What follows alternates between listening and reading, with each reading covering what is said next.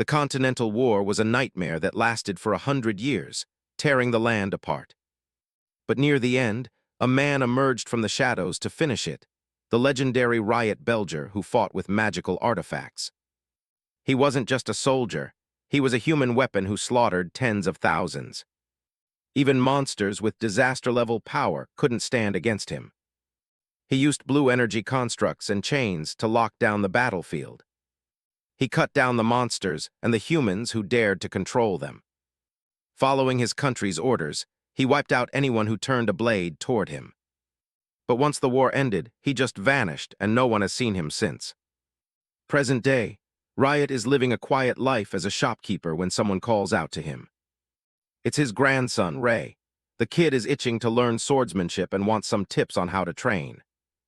Riot just laughs it off, calling fighting something for barbarians, and tells him to go sweep the yard instead. Ray isn't having it. He knows his grandpa used to be a warrior. But Riot insists those days are long gone, claiming he'd probably struggle just to lift a sword now. Ray just grins and teases him for being out of shape, which gets under the old man's skin. The kid stretches out, mentioning he wants to use the yard work as prep for the academy exam. He won't say exactly why he's so motivated, it's a secret for now, but he's clearly excited. Riot watches him head out, likely feeling every bit of his old age. He realizes Ray is already growing up so fast. Alone in the shop, his expression softens. He just wants to stay alive long enough to see what that secret is. His mind drifts back to the war, back when Ray was just a newborn. Back then, he was a killing machine with a simple mission: eliminate the enemy. He followed those orders to the letter, leaving a trail of blood in his wake. He didn't hesitate or feel anything, he just killed. All those years spent fighting for a country that didn't care about him. It turned him into a weapon without blood or tears. But that lack of emotion cost him the family he loved. He watches a photo of them burn in the flames. His home was reduced to ash and fire. His daughter and her husband were left dead on the ground. The rage was consuming. He swore he'd find the culprit and wipe out their entire bloodline. But then he heard it, a cry coming from the wreckage. He found a baby lying in the ruins. His name was Ray. Riot looked down at the tiny, screaming life in his arms. In the middle of all that death, there was still something left to save. As he held him, the baby reached out and touched his face. Little Ray smiled, and for the first time in a long time, the warrior's heart broke. That baby became the only light left in his world. Back in the present, he vows to protect the life his daughter left behind, no matter the cost. He walks over to a heavy door secured with chains and a massive padlock. He fits the key into the lock, his hands steady. He stares down into the dark basement, ready to break a taboo he's kept buried for years. Something sits in the corner, hidden under a dusty cloth. He pulls back the cover to reveal a lifelike doll, the vessel for his old self. Riot stares at the face of the doll, a younger reflection of himself. He knows his current body is failing him. He clutches his chest as his heart flares up. Time is running out faster than he'd like to admit. He looks back at Ray, the boy he's sworn to protect. If he uses this doll, his life will never be the same again. Suddenly, a voice from the doorway cuts through the basement's silence. Someone's entered the shop. Riot heads upstairs to greet the customer, trying to play the part of a normal old shopkeeper. He asks what kind of artifact they're after. The visitor doesn't mince words. He's looking for a mythic item, the stuff of legends. Riot's heart drops. This isn't just some random collector off the street. The stranger strikes with blinding speed, revealing he knows exactly who he's talking to, the legendary Riot Belger. The masked thief draws a blade, his eyes gleaming with greed. He's come for the assassin doll's greatest creations. He lunges forward, a blur of purple and sharpened steel. He's not just here to talk, he's here to take everything Riot has left. But Riot isn't defenseless. A massive surge of blue mana erupts from his palm. The thief is impressed. Even as an old man, the legend still has some fight left in him. Riot manifests a glowing barrier out of thin air. He's still the master of artifact creation. He summons the sacred shield, Aegis, a relic capable of nullifying almost any attack. Behind the shield, Riot's eyes go cold. He wants to know who leaked the secret of his mythic items. The thief just laughs it off. Fear isn't in his vocabulary today. He claims he's just a hired hand, but he swings his dagger with professional precision. Riot isn't in the mood for games. He activates his skill once more. A powerful shockwave of energy blasts through the entire room.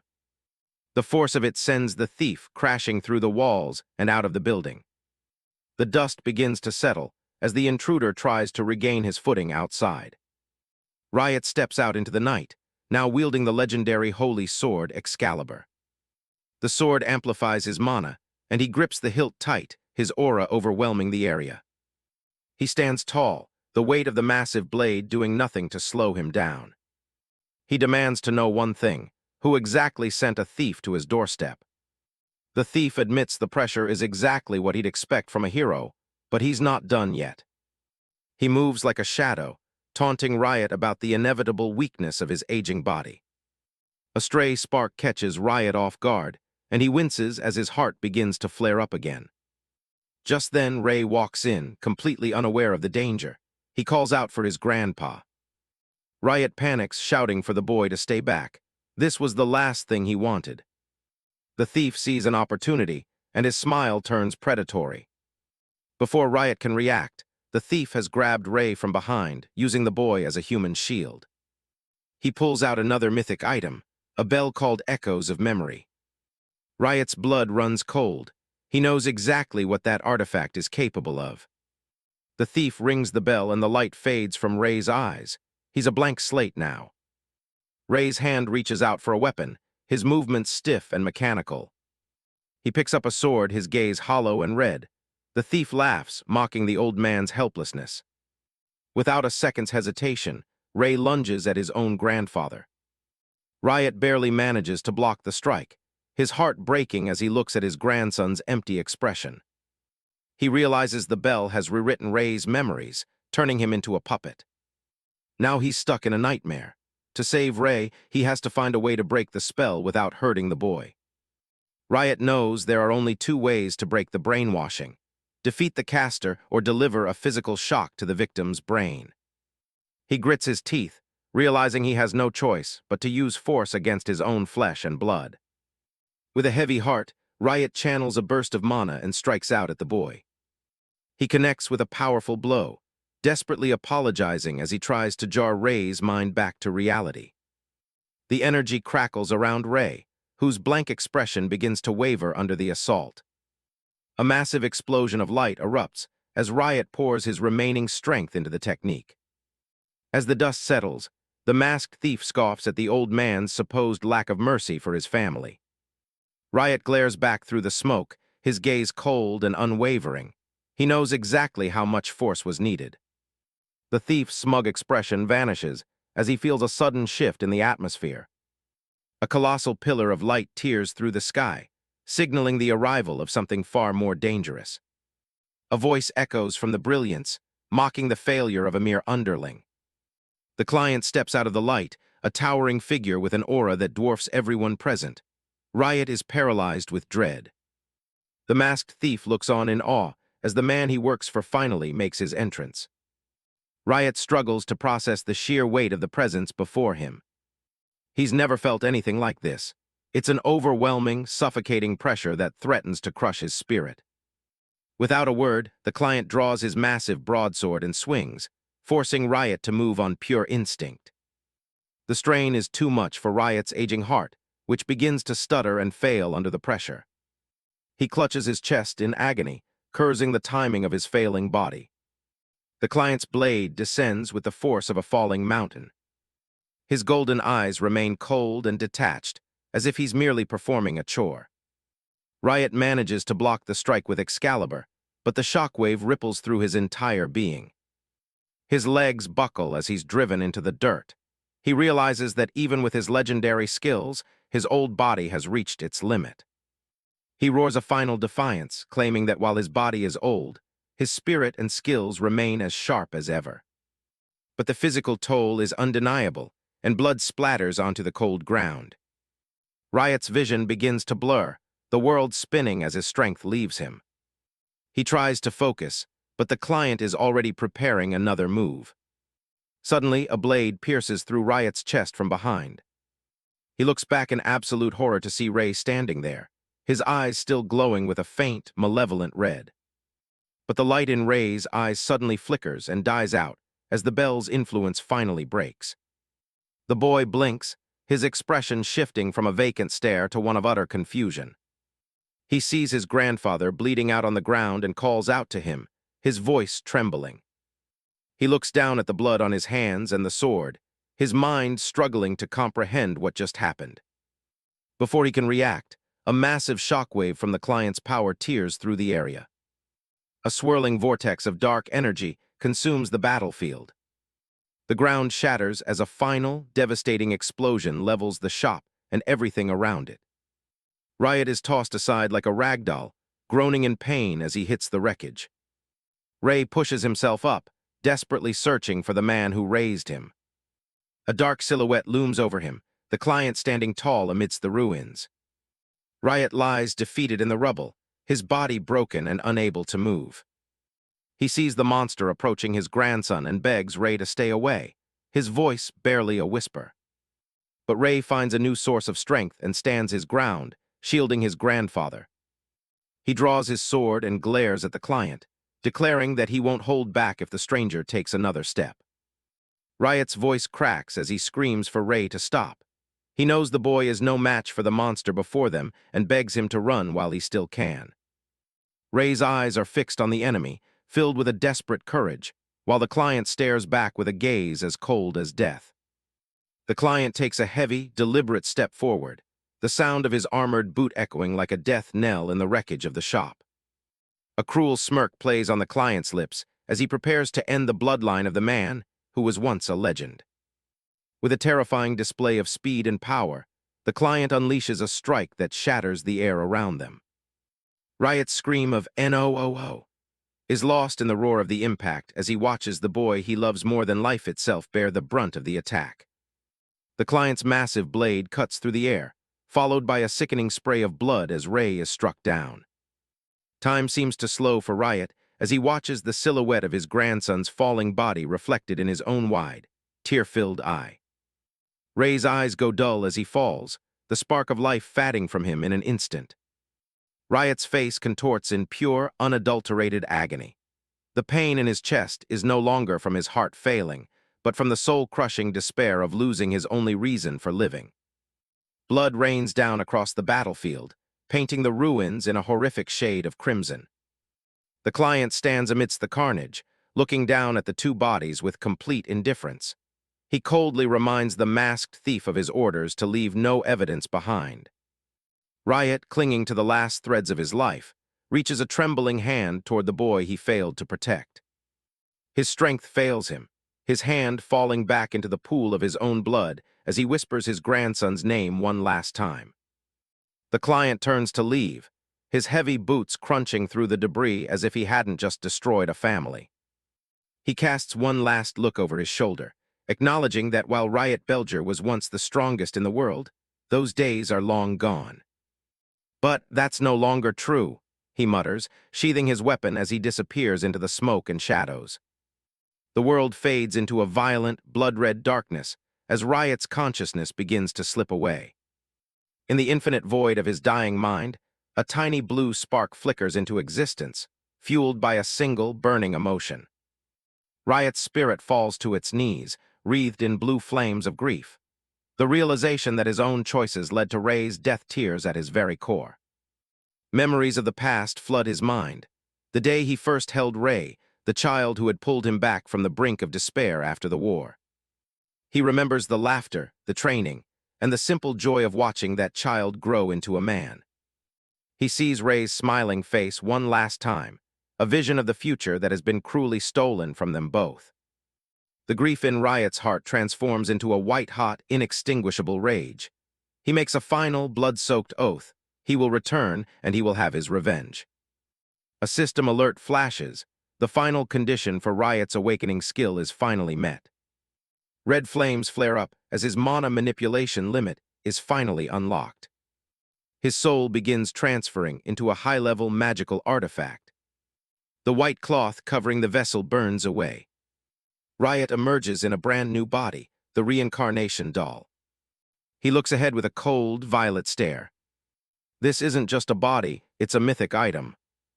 These items were the ultimate prize for the powerful. Most magical tools only need a bit of mana to activate a specific spell. But these forbidden ones were made by a genius artificer, Riot Belger. They were tools capable of warping the world itself. Like a pipe that granted visions of the future, or wings that could jump through the fabric of space. There was even a key designed to unlock hearts and reveal every secret, and a tuner that could twist a person's emotions at will. But most of these artifacts vanished the day Riot went into hiding. Back in the burning shop, the masked thief sifts through the rubble. He's complaining about the mess, annoyed that he has to clean up after such a flashy entrance. He grabs a small treasure, thinking he needs to make the job worth his time. He doesn't notice the doll standing right behind him, glowing with red energy. Riot built this vessel to protect his grandson's future. Now that future is gone. He triggers his magic tool creation skill. He summons the guillotine cutter, a massive blade meant for execution. The thief catches Riot's reflection in his eye and realizes he's in deep trouble. Riot lunges, telling the man that actions always come with consequences. The thief is paralyzed as the red blade comes down. A violent red slash cuts through the air. Riot promises to teach the man a lesson he won't survive. Smoke drifts over the ruined store as the legendary assassin officially returns. A shovel bites into the earth, carving out a shallow grave. Riot looks down, whispering the name of the grandson he couldn't save. Memories of Ray flood back, the boy always running ahead, full of life. He remembers the simple things, like the kid complaining about his portion at dinner. Or the nights Ray couldn't sleep and came looking for comfort. The boy had a secret dream he was so excited to share, but now he never will. Riot shuts his eyes, trying to block out the silence that replaced that laughter. Standing among a field of fresh graves, he realizes the weight of what's been lost. The face of the man responsible, the one they called the client, is burned into his mind. A cold resolve takes over. He won't stop until that man pays for everything. He turns his attention to the dead attacker, searching for any scrap of information. There's nothing left in the ruins but the tools of the killers. He finds a pendant bearing the mark of the Eugen tribe. He calls upon his magic tool creation skill, light gathering in his palms. He manifests the Stardust Compass, a device designed to track a target's origin. He drops the pendant into the glowing field, letting the magic hunt for its home. The compass projects a map, pinpointing the location of the tribe's hidden base. He's found it the start of his trail.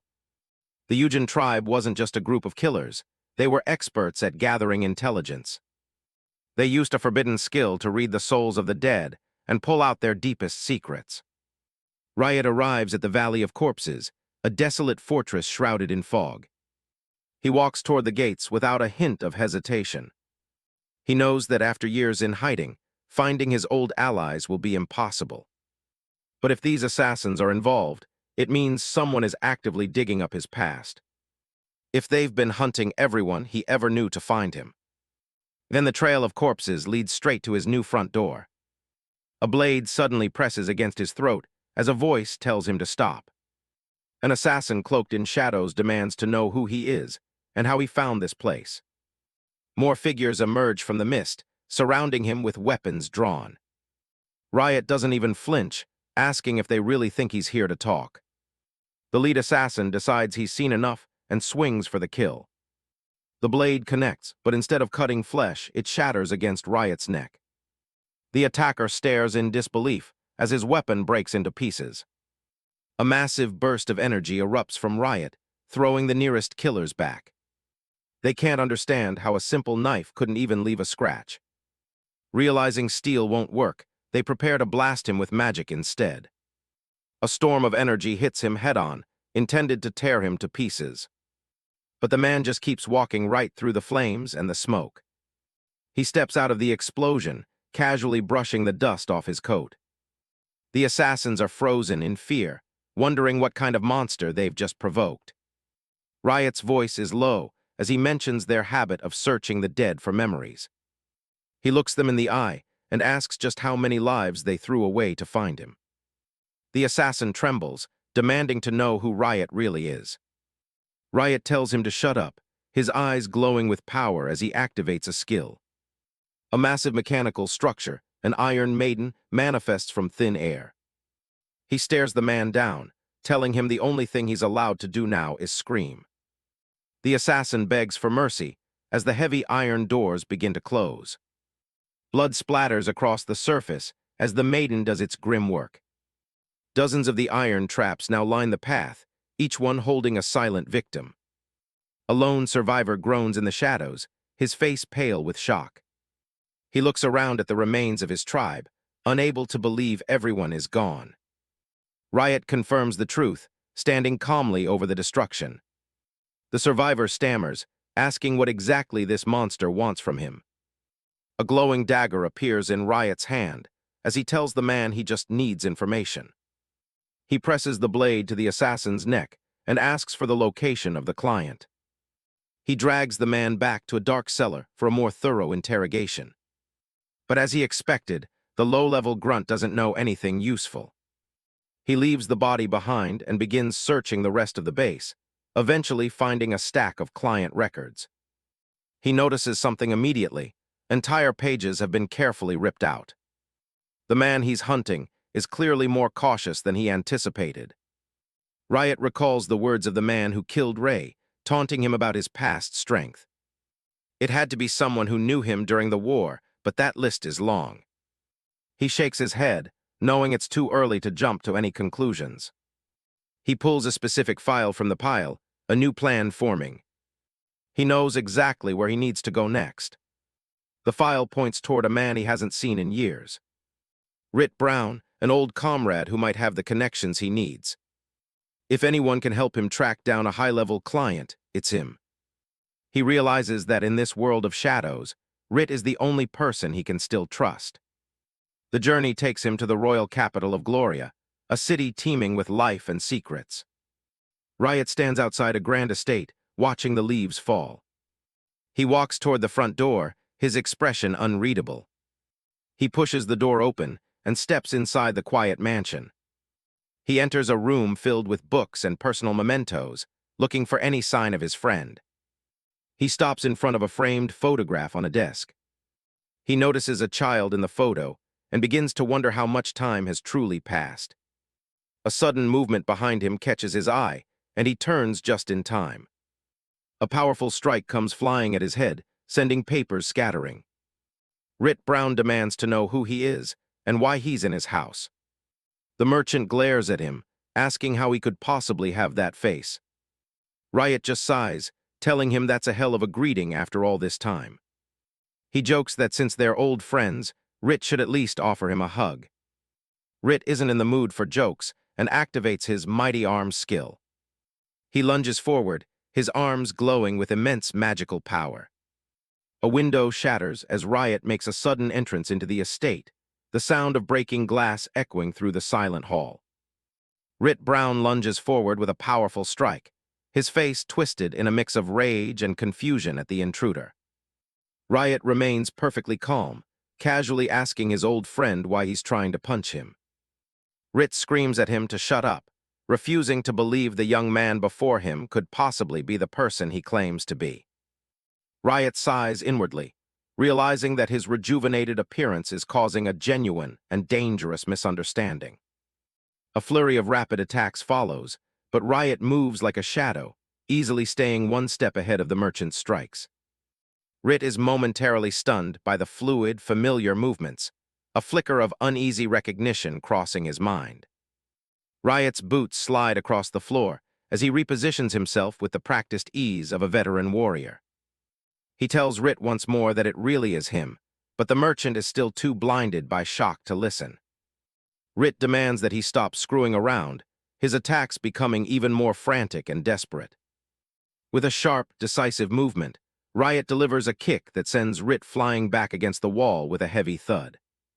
The merchant gasps for air, the sheer power and precision of the blow leaving him momentarily paralyzed. Riot looks down at his fallen comrade, wondering if he might have overdone it just a little bit. Outside the Grand Manor, the sun shines peacefully, a stark contrast to the brief, violent confrontation within. Rit Brown, Riot's former comrade-in-arms, rubs his aching head as the impossible truth finally begins to sink in. Sitting comfortably with a hot cup of tea, Riot expresses his disappointment that his old friend didn't recognize him immediately. Rit shouts in frustration, pointing out that normal people don't exactly grow younger as the years go by. He stares at Riot, utterly baffled by how the man seems even stronger now than he was during his prime. Riot explains that his new form is the result of a magic tool, something an old guerrilla soldier should be able to grasp. Rit sighs, admitting that he hasn't been an active soldier for a very long time now. He gazes away, reflecting on how much the world has changed since the war ended while Riot was away in hiding. While Riot was gone, the people stopped fighting and turned their energy toward rebuilding everything they had lost. In this new era of peace, everyone has become obsessed with improving their own lives and finding personal happiness. Rit explains that he's built a successful life as a wealthy merchant in the royal capital, blessed with a family and children. The two old friends sit together in the quiet room, the tension finally starting to dissipate as they share tea. Rit looks at Riot's youthful face, asking what he's truly trying to achieve by returning looking exactly like he did years ago. Riot's expression turns somber, the weight of his hidden grief finally showing through his young facade. He reveals that in his long life, he had even reached the point of having a grandchild. He asks Rit if he's willing to hear out the long and tragic story of why he has come seeking help. The room is filled with artifacts of the past, but the conversation is firmly rooted in the dark reality of the present. Rit listens in silence, his gaze fixed on his cup as Riot recounts the events that led to his transformation. After hearing the full tale, the merchant sighs, acknowledging that Riot has truly been through a great deal. Riot explains that he found Rit's name on the Spirit Clan's client list, which is how he tracked him down. Rit breaks into a cold sweat, shocked that those dangerous people from the underworld actually kept such a list. Riot admits he was surprised to see his old friend's name, as he never thought Rit would be making use of such people. Rit defends himself, explaining that there are all kinds of business in the merchant world that require questionable connections. Riot clenches his fist, the intensity of his resolve radiating from his small form. A dark, vengeful aura surrounds him as he declares his singular purpose, revenge for his fallen family. Rit looks at him with a mix of concern and skepticism, questioning if a bloody path of vengeance is what Ray would have truly wanted. Riot gives a cold, knowing smile, nodding that no one can ever truly know the wishes of the dead. He stares at his own reflection in the tea, firm in his belief that those who commit such wrongs must pay the ultimate price. He leans back, his eyes cold and focused as he states that this isn't just about Ray anymore, it's about justice. Riot reflects on a set of stolen mythic items, powerful relics that hold the potential for immense destruction. If such items are abused by the wrong hands, the consequences for the world would be catastrophic. The world itself could be reshaped with terrifying ease, plunging it back into the darkness of war and chaos. Riot clenches his fist, his gaze hard and determined. He knows that the person behind this must be stopped at all costs. Rit listens with a grim expression, finally understanding the weight of the burden Riot has taken upon himself. Riot tells him that his reason for visiting was to ask for a favor, one that only an old friend can fulfill. Riot gives a faint, appreciative smirk, glad that Rit is still as quick to understand as he was in their younger days. He hands over a piece of paper, telling Rit that he needs everything written on it to be gathered as soon as possible. To stand a chance against their common enemy, Riot reveals his plan to create an entirely new kind of magic tool. Rit accepts the task without hesitation, knowing that the materials on that list are essential for what's to come. Riot adds that there is one more thing he needs, information that only someone connected to the underworld would know. He reminds Rit that he's been familiar with the shadow world since their active military days, so he must have the answer. Riot leans forward and asks the crucial question. How does one gain entry to the mysterious Round Table of Ruin? Rit explains that the Kubrick Library is the center of the Dark Guild, where all the most dangerous information from the underworld is gathered. To the public, the Grand Library is known only as a sanctuary of knowledge, with the largest collection of books in the royal capital. However, the vast halls and endless shelves are merely a public face for something far more sinister hidden within. Riot arrives at the library and begins his search, his gloved hand reaching for a specific volume on one of the high shelves. The library's true purpose is to act as a perfect camouflage for the literal and metaphorical darkness that spreads beneath its floors. By moving the books in the exact correct sequence, a secret mechanism is triggered, revealing the path to the underworld. With a low, grinding sound, a hidden door opens, beckoning Riot to descend into the darkness below. Riot descends a long, winding stone staircase, each step taking him further away from the peaceful city above. He steps out into a massive underground chamber, the scale of the operation finally becoming clear to him. He has arrived at the Round Table of Ruin, the legendary and dangerous hub for the capital's most notorious dark guild. Suddenly, an assailant lunges from the shadows with a blade, but Riot is already prepared for the inevitable welcome. A massive mace swings down, but Riot catches it barehanded without breaking a sweat. He looks at the weapon with a cold gaze, calling out the guild's rough, welcoming committee. The brawler, Randall, just grins and says that's standard procedure around here. He turns to the girl at the counter, acting like trying to crush a newcomer's skull was just a casual greeting. The receptionist, Mina, just smiles through the chaos and chirps that every job they handle is lethal. She casually mentions that weaklings just end up as expensive bodies to dispose of, so resolve is mandatory. Despite the threat, she asks if he's still interested. Riot doesn't hesitate, this is exactly why he's here. Since he's committed, she moves to the next step, the name he'll be using for his registration. A name, he needs something that won't give him away. Using his old aliases is too risky, they'd lead his enemies straight to him. He needs something that represents his hunt, something perfect for the revenge he's planned. He looks down, his mind made up. He knows exactly what to call himself now. He tells her to register him as Ray, taking on the name of the grandson he lost. Mina accepts it with a cheerful nod, calling him Lord Ray, and tells him it's time for the exam. Riot's focus shifts, a registration exam. Mina leads the way, promising to give him the rundown as they go. They head down into the dark, torchlit lower levels of the guild, with Randall following close behind. She explains the hierarchy, showing a ranking system from S all the way down to F. Riot realizes the exam isn't just a formality. It's a filter to make sure only the most capable assassins survive. Mina laughs it off, saying they're a business after all, and they can't afford to hire people who are only half-hearted. Riot finds it tragic that even in a time of supposed peace, a place built on risking lives still thrives. Randall pipes up from behind, asking if the newcomer is actually serious about going through with it. He admits the pay is great, no matter how dirty or illegal the work gets.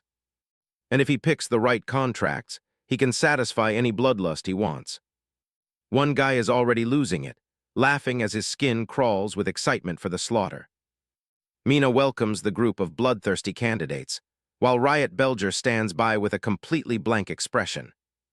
The candidates are led to the edge of a massive drop-off. Welcome to the Witchcraft Pit, a massive circular subterranean arena. With a cheerful smile, Mina points out the floating stone steps leading down into the dark. Riot Belger stares into the abyss, waiting for the real test to start. They land at the bottom, the heavy thud of their feet echoing through the chamber. From the safety of the upper level, Mina shouts down, checking if everyone is ready to begin. The crowd is already restless, with guys screaming to get the killing started already. Riot Belger just sighs, these people are way too impatient. Mina's tone stays playful as she tells everyone to take a look beneath their feet.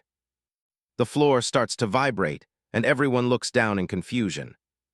A bright line of light cuts right through the center of the arena floor. The ground splits apart, revealing a massive pool of molten lava churning below them. The heat is instant and suffocating, making everyone realize just how bad this situation is. Mina explains the rules. The floor is going to keep retracting until it's tucked away into the walls. Riot Belger looks up and notices a series of thick chains hanging from the distant ceiling. The goal is simple. Whoever is still alive when the floor is gone passes. She gives them a little wave and tells them all to do their best. One candidate realizes the problem. Those chains are way too high for a normal jump. But one guy thinks he's got it in the bag. He activates a skill called aerial promenade, literally walking on air toward the ceiling. The others are pissed, watching him try to get a head start on the safety of the chains. He laughs as he reaches out his hand for the cold metal. But someone else has other plans. A guy in a bandana smirks, refusing to let anyone pass so easily. He triggers his own skill, vector change. The air warps around the climber, completely shifting his momentum. He's yanked sideways, his eyes wide as he loses his grip and plummets. He screams once before the lava swallows him whole. The bandana guy just laughs, mocking the guy for thinking he could save himself alone. Chaos breaks out immediately as the floor continues to shrink. Randall is thriving in the madness, shouting that just surviving would be boring as hell. He goes on a rampage, tearing through the other candidates with a manic grin. Riot Belger watches the slaughter, keeping his distance. It's clear now, this registration exam was designed to be a death match from the very start. Around him, the sounds of metal clashing and men screaming fill the air. Riot Belger stares at the carnage, wondering if this really is all they've got. Randall spots him and starts charging over, sensing a new target. He tells Riot Belger to stop acting cool and join in on the fun of killing each other. Riot Belger doesn't even move, looking down at the bodies near his feet. He tells Randall not to bother.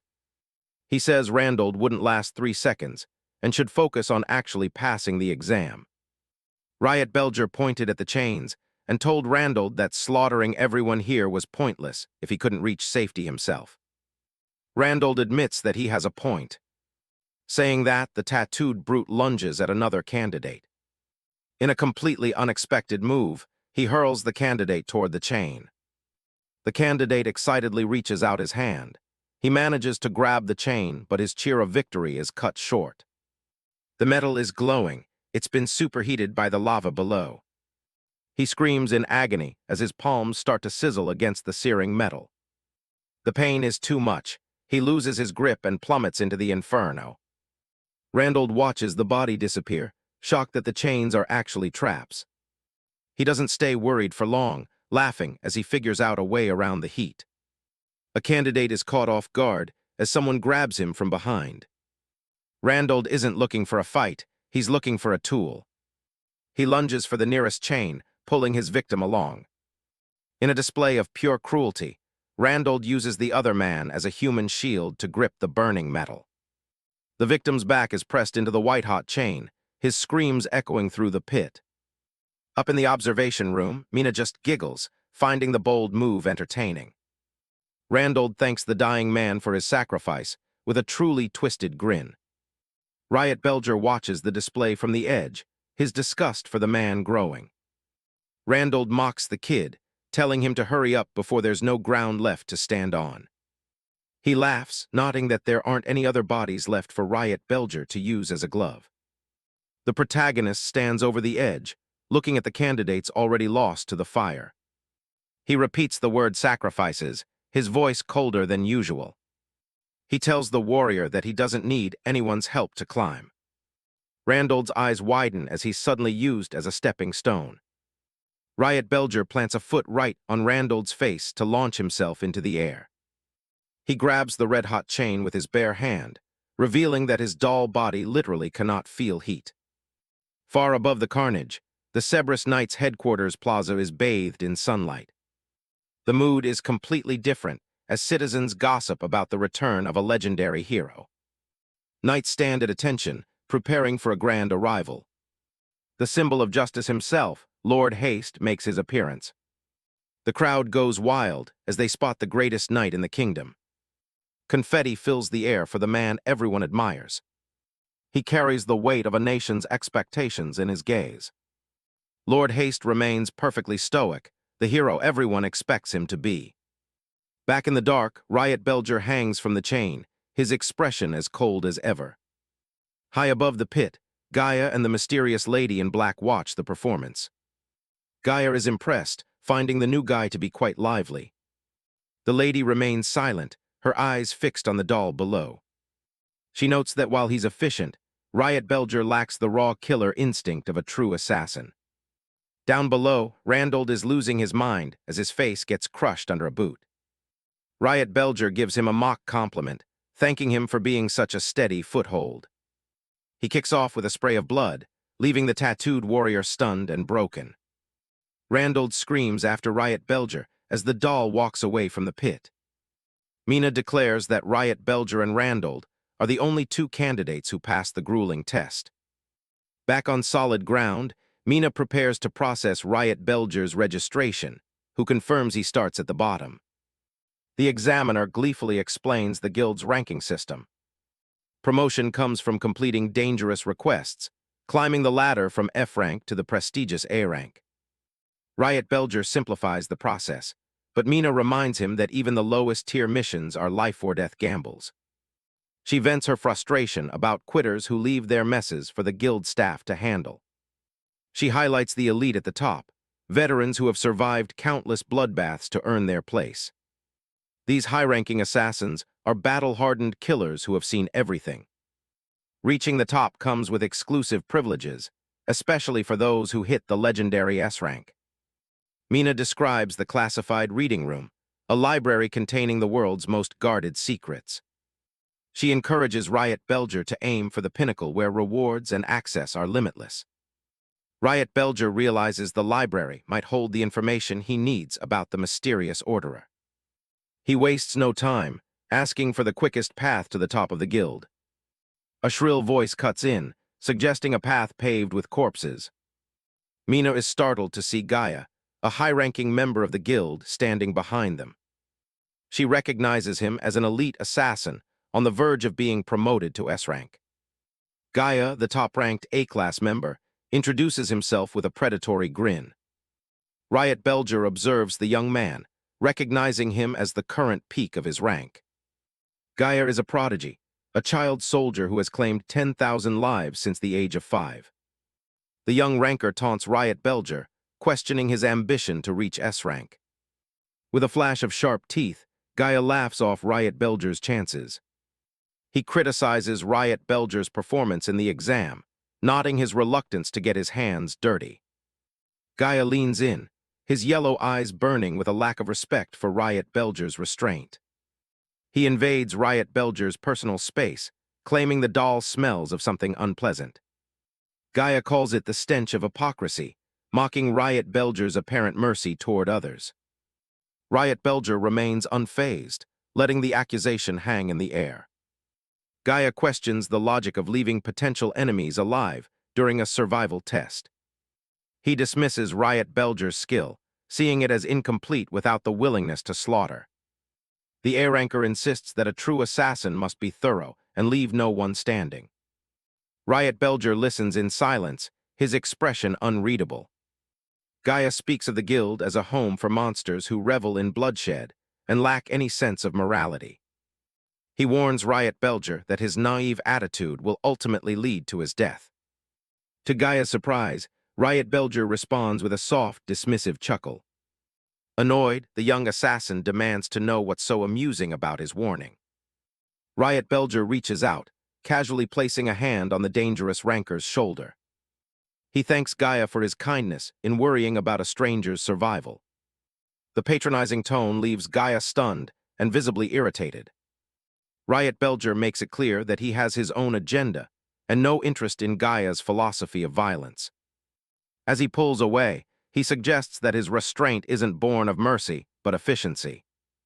Riot Belger's eyes glow with a chilling blue light as he threatens to decapitate the ranker on the spot. Repulsed by the sudden shift in atmosphere, Gaia recoils, shouting at Riot Belger to keep his distance. Infuriated by the doll's audacity, Gaia scoffs at the idea of an F-ranker posing a threat. Dark energy coils around Gaia's hand as his temper flares at Riot Belger's arrogance. Gaia enters a combat stance, promising to end Riot Belger in less than 10 seconds. Riot Belger remains calm, his hand beginning to glow as he prepares a countermeasure. Suddenly, Randall interjects, refusing to be ignored in the middle of the heated confrontation. The muscular warrior leans in close to Riot Belger, claiming the right to kill him first. Unimpressed by the brute's posturing, Riot Belger advises Randall to step back for his own safety. He delivers a chilling warning that once Randall is dead, there won't even be time for regret. Randall explodes in a fit of rage, his face contorting at the perceived insult from a mere doll. With a roar, Randall lunges forward and seizes Riot Belger by the head with a crushing grip.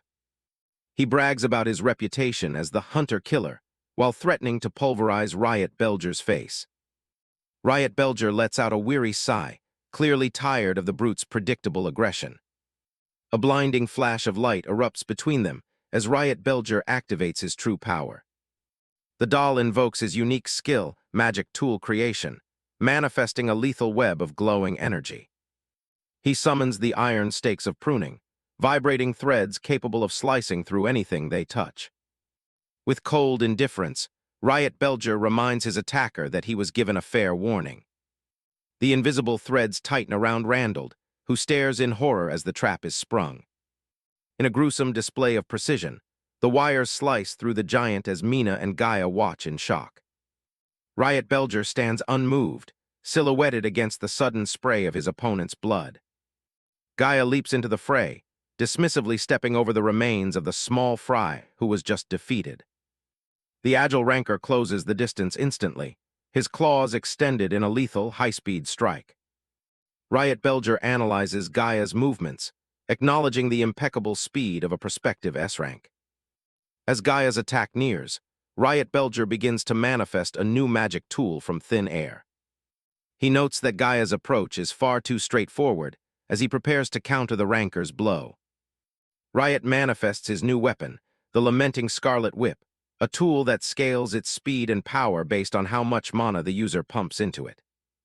Gaia just barely manages to twist his body midair as the glowing links of the whip sweep past his face. He lands and flashes a predatory grin, thinking this fight is going to be a walk in the park. He lunges in for a strike, but Riot casually deploys a blue digital shield that catches the blow without a hitch. The kid grinds his teeth in frustration, clearly not used to someone being able to stop his physical attacks so easily. Energy ripples through the room from the force of the collision, but Riot remains perfectly still and composed. Gaia is starting to sweat as he glares at his opponent, realizing that his usual brute force tactics aren't working. He pours everything into a heavy downward strike, trying to shatter the barrier through sheer animalistic aggression. Riot just stares him down with a cold gaze, admitting that the kid actually has some decent backbone.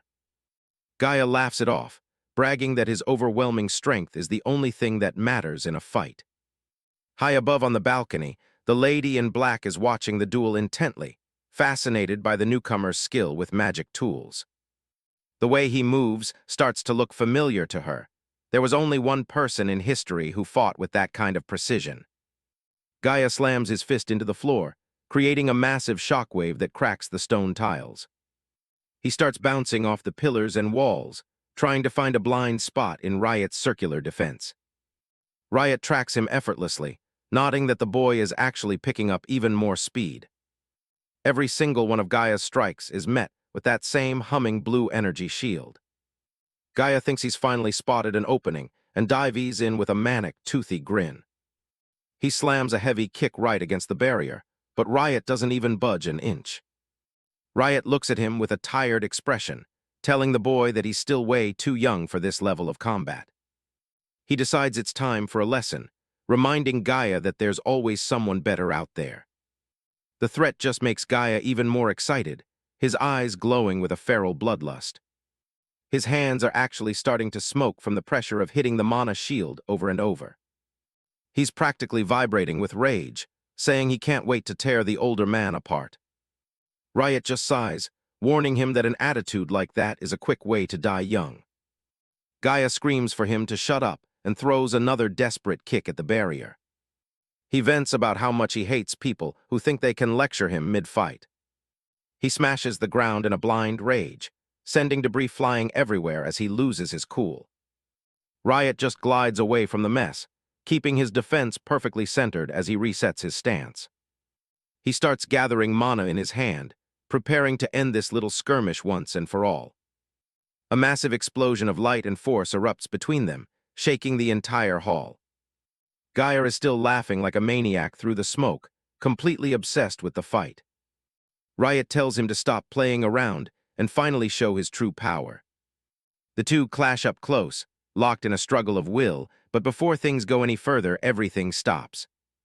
A giant mechanical snake looms over them, and a voice from above commands Gaia to stand down.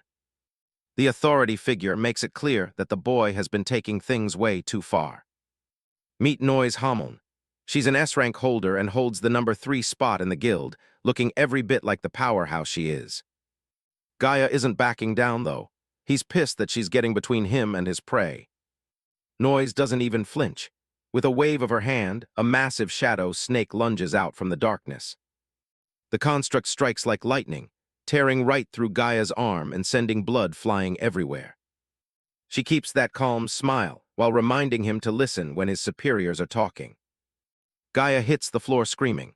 Riot Belger just stands there, realizing exactly how huge the gap in their power really is. But then something insane happens. Gaia's stump starts glowing pink, and his arm begins to stitch itself back together. Even Riot's eyes go wide. Regeneration that fast is practically a myth, even for the strongest warriors. Looking at them, Riot starts to wonder if these two have anything human left in them at all. Noise acts like it's nothing, asking Gaia to put his weapon away if he doesn't want to actually die today. It's clear this woman is on a completely different level, but Riot still got his own eyes on the prize. She starts walking toward him, her heels clicking against the stone floor. She cuts right to the point. She knows he's only after access rights to the library. She offers him a deal. If he agrees to obey her, she'll help him get exactly what he wants. Riot isn't the type to sign a contract he hasn't read. He needs to know what she's actually after. She admits she has her own goals she needs to accomplish.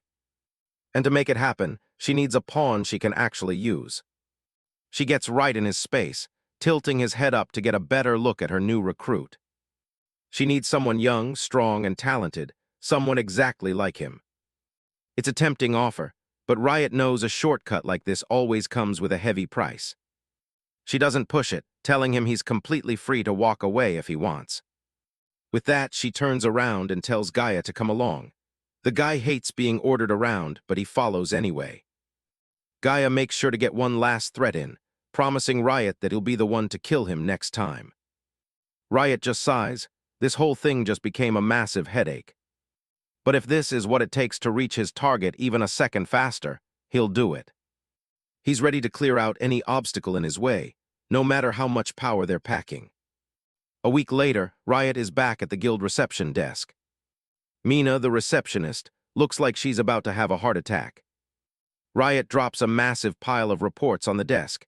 Every single mission they gave him is done. He calmly explains that he's finished everything on the list. Mina is stunned. This much work would normally take a regular adventurer at least 2 years to pull off. But Riot isn't exactly a normal human anymore. His mechanical doll body doesn't need to sleep, eat, or even take a breather. Because of that, he can operate at dozens of times the efficiency of anyone else. Mina checks the reports and finds them flawless, guaranteeing him a promotion straight to D rank. Riot's already looking for the next step, asking what he needs to do to hit C rank. It turns out he's already got a head start because Noise herself put in a recommendation for him. And along with that recommendation, a direct request has arrived specifically for him. It's an assassination contract targeting a D-rank adventurer. Mina can't believe it. Getting a personal request from Lady Noise is unheard of for a rookie. She explains that Noise is the head of the largest faction in the guild, making her a massive deal. In fact, the last person she personally recruited was Gaia, the top-ranked A-ranker. Noise Hamlin doesn't hide her ambitions. She tells Riot she has an objective she needs to hit, and she looks like she's used to getting what she wants. Riot looks over the mission details. He's starting to piece it together. She's rounding up high-tier talent for some kind of massive play. He pulls out a card left for him. It's got a bright purple lipstick mark and the words "kiss" or "bite" written in neon letters. The message is a direct threat wrapped in a tease. If you don't want to be bitten, then kiss me. Riot isn't exactly charmed. The scene shifts to the heart of the city, where the massive, cathedral-like adventurer guild stands tall under a clear sky. Inside, the place is a madhouse. Adventurers from every rank are shouting and rubbing shoulders, looking for their next big payday.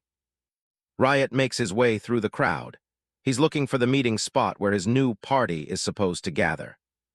The registration counters are swamped with people turning in materials and checking the latest notices. He spots a guy who stands out from the rough crowd. Blonde, wearing a pristine military-style uniform and looking way too polished for this place. The blonde man notices him first. He walks over with a smile and asks if he's looking for a guy named Ray. He introduces himself as Alexis Slane, leader of a party called the Wings of Iron. He's a D-rank swordsman with a very rehearsed aura of nobility. Riot sticks to his cover and shakes the man's hand, introducing himself as Ray. He plays the part of the humble rookie, asking Alexis to show him the ropes since he's still pretty new to the scene. Alexis seems thrilled to have him. Apparently, finding anyone with the magic bag skill is like finding a needle in a haystack. Riot keeps the act going, playing off his rare talent as something he's still trying to figure out. On paper, the magic bag skill is incredible. It lets the user tuck away massive amounts of gear into a private pocket dimension. But it's all a lie. Riot actually uses magical tool creation to build a device called the box that just mimics the effect. This rookie porter, Disguise, is his ticket to getting close to his target without raising any red flags. Alexis leads him over to the rest of the group, so he can meet the people he'll be serving as a pack mule. He introduces the cleric, Kalisha Noir, and their scout, a guy named Einbot. Kalisha doesn't say a word. She just stares ahead with empty eyes, looking like she'd rather be anywhere else. Ein is even less welcoming. He scoffs, making it clear he's got zero interest in babysitting some rookie Alexis dragged along. He's only here for the gold.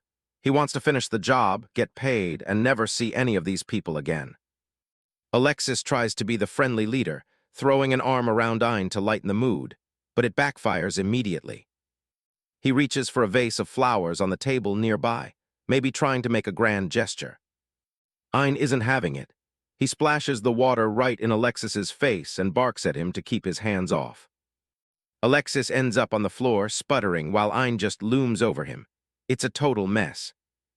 Watching from the side, Riot realizes this group has absolutely zero chemistry. It's actually kind of impressive how much they hate each other. He takes a moment to double-check the mission. The details are clear, and he knows what he's here to do. The target is Alexis Slane. To get what he wants, Riot knows there's no room for mercy. This guy has to die. Flashback to a week ago. Alexis was meeting with some powerful figures in the shadows, talking about a legendary treasure. He was practically begging them for the chance, promising he'd find whatever it was they were looking for. He's after a mythic item that the legendary Riot Belger supposedly left behind in the depths of a dungeon. Back in the present, the party has reached the entrance of a D-rank dungeon known as the Crater. The combat starts fast. Ein dives in first, using his parry skill to deflect a heavy strike with ease. He's quick, catching the monster's attack on his blades and redirecting the force. A massive stone mud doll tries to flank him from behind, and someone yells out a warning. Ein doesn't need the help. He leaps into the air, dual-wielding his daggers with a snarl. He triggers another skill, Deceive. Suddenly, the monster can't tell which way is up as its senses get scrambled. With the enemy wide open, Ein goes in for the kill, looking like a man possessed. He carves straight through the mud doll, shattering the monster into a pile of rubble. The stone construct crumbles into pieces as the party finishes off the last of the lesser guards. Einbot wipes the sweat from his brow, satisfied. He points to the glowing magic stone left behind, telling the group they can finally move on. Watching from the sidelines, Riot finds the whole thing underwhelming. The mud dolls were sluggish, even for a D-rank dungeon. He can't help but feel that the world has grown soft. With no major conflicts, the overall skill level of adventurers has taken a serious dive. Riot, maintaining his Ray persona, reaches down to collect the loot. Alexis Lane spots the find and asks Ray to tuck the magic stone into his bag for safekeeping. Riot plays the part of the obedient porter.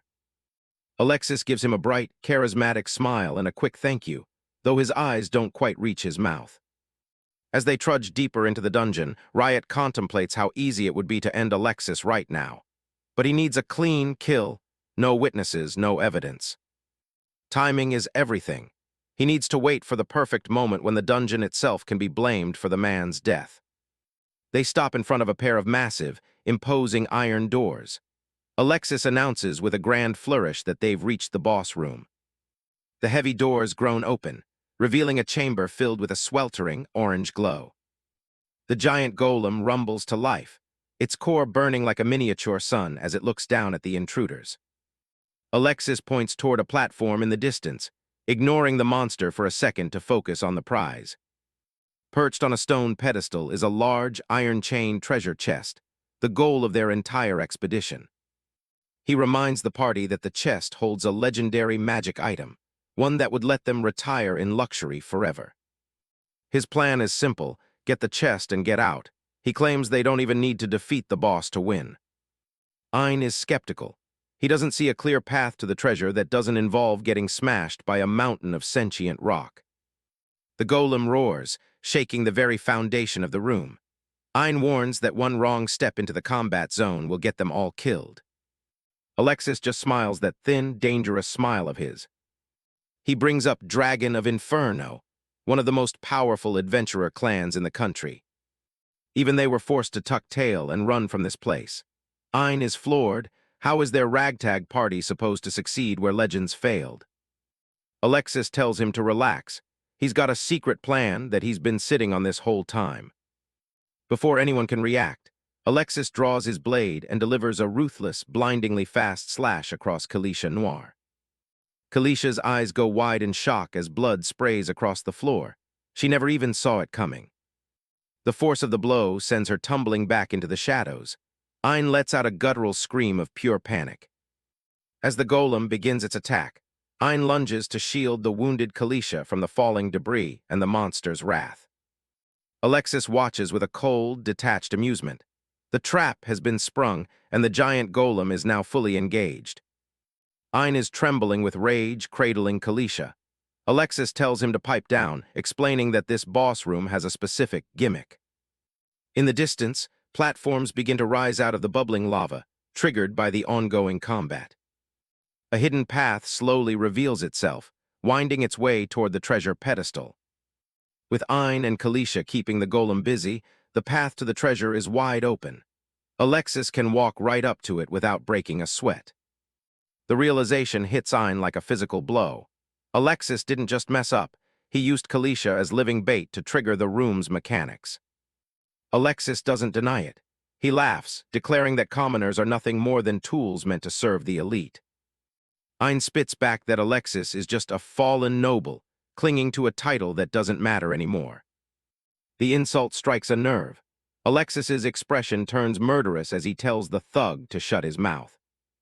He leans in, his eyes burning with a cruel light. He tells Ein that he's seen through their little secret. He brings up the impure deeds that Ein and Kalisha have been hiding from the world. Ein freezes. He can't find the words to defend himself as Alexis continues to tear into them. Alexis mocks the taboo they've broken, the sacred purity of a church sister. He threatens them with a heresy trial. His face contorts into a mask of pure malice. He knows he has them cornered both physically and morally. Kalisha sinks into herself, the weight of the accusation seemingly hurting more than the physical wound. Driven past the breaking point, Ein lunges forward and grabs Alexis by the collar, his face twisted in a mask of fury. Alexis Lane sneers at the fuming Ein, mockingly asking if it's wise to keep his eyes on him instead of the monster. He reminds them that they are now marked targets in the boss's combat zone. Behind him, the giant golem surges with elemental fire, its heavy stone limbs grinding together as it prepares for slaughter. With a sadistic glint in his eye, Alexis points out that the golem has already locked its sights on the helpless, wounded Kalisha Noir. The golem's narrow, visor-like eyes glow with a murderous orange light, fixating on its prey. The massive stone fist comes crashing down, pulverizing the floor in an explosion of heat and shattered rock. Ein dives into the thick of the debris, barely managing to pull Kalisha out of the way. He frantically asks if she's still with him. He looks back toward Alexis, his face twisted in a mixture of terror and absolute loathing. Cradling Kalisha against his chest, Ein curses their luck. They are trapped between a literal giant and a man who has completely discarded his soul. Alexis begins to walk away, his back turned to the chaos. He's finished with them, they've served their purpose as bait. He beckons to Riot, still calling him by his Ray alias, and orders him to get a move on and help collect the loot. He notes that if Ein and Kalisha are crushed too quickly, the hidden path to the treasure will disappear. They have to grab the chest before the idiots die. He throws a familiar arm around Riot's shoulder, his voice dripping with greed. He doesn't care what's inside, as long as it's valuable enough to fill his magic bag. Riot remains silent, his gaze fixed on the suffering pair. His eyes are cold, reflecting the fire of the chamber. Alexis loses his patience, shouting at the porter to stop dawdling and start moving toward the platform. Riot's internal monologue hardens. He doesn't care for the trash-deer noble, but he won't stand by and watch a person be discarded like a tool. He takes a step forward, but not toward the treasure. He moves toward the combat zone, much to Alexis's shock. Alexis laughs out loud, mocking Riot's apparent suicide mission. He reminds him that he's nothing but a mere luggage carrier. He tells Riot he's throwing his life away for people who don't matter. Riot finally speaks, a small, knowing smile playing on his lips. I wonder about that. A surge of mana floods the room as Riot activates a high-tier skill, magic item creation. In an instant, the legendary Holy Sword Excalibur manifests in a blaze of blue light. His eyes burn with an intense, otherworldly power, the mask of the simple porter finally falling away.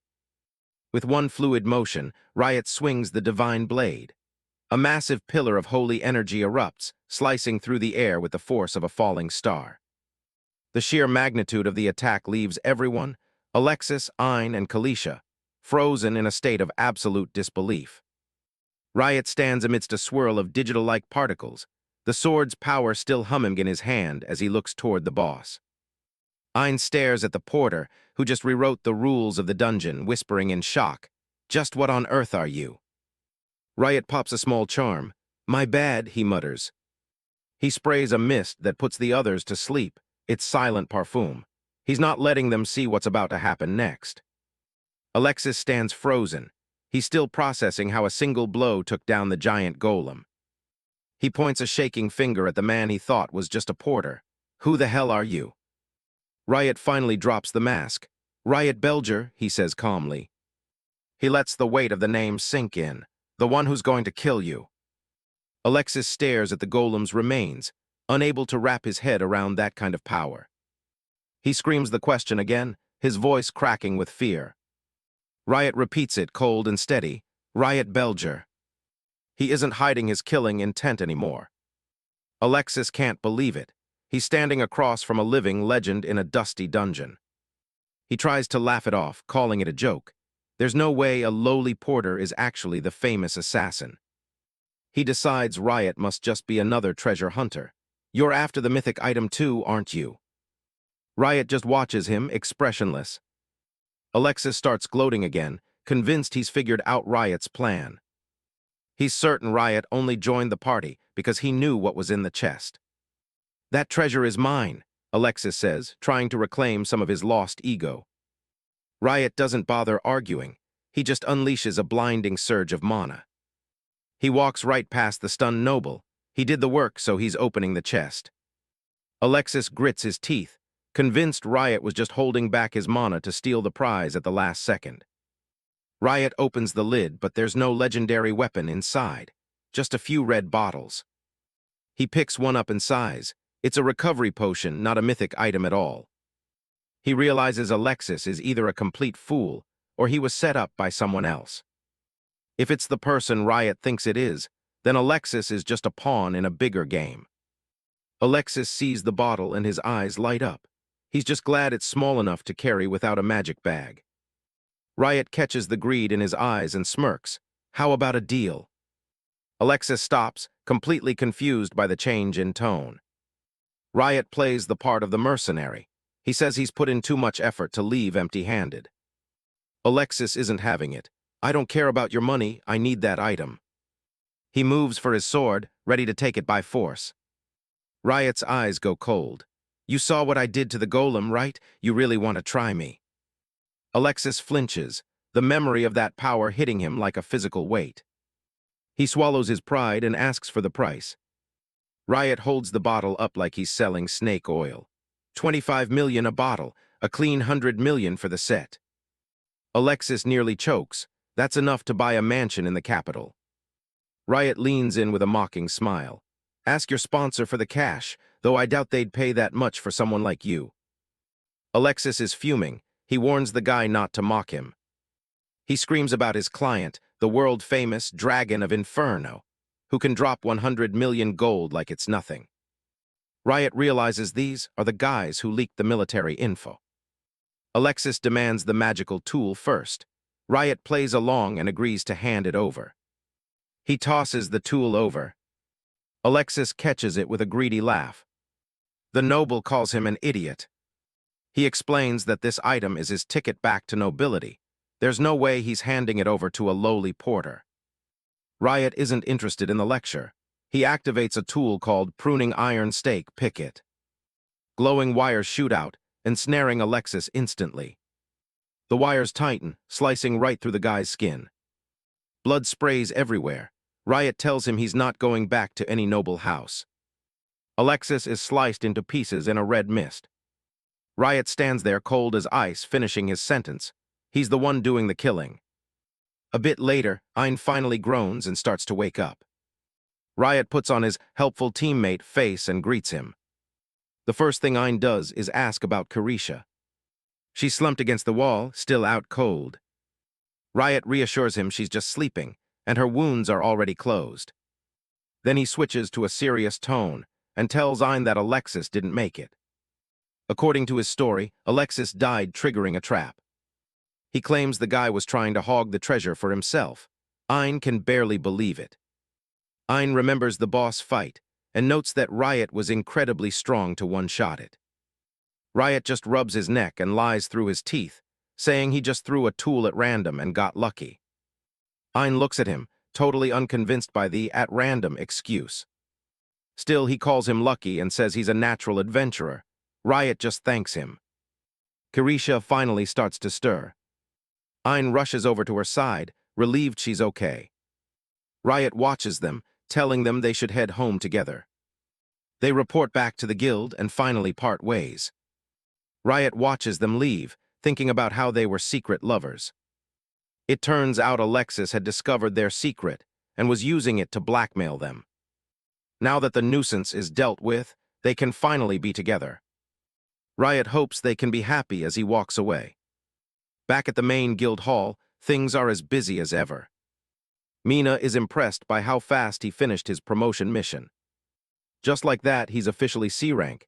He doesn't waste time and asks for his next job. She tells him there's a request to accompany the S-rank adventurer Noise Hamel on a dungeon run. The mention of a mythic item grabs his attention immediately. That's the second time he's heard about one of those legendary items. Usually only the military's top brass even knows these things exist. He wonders if someone is leaking info and decides he needs to hurry his search.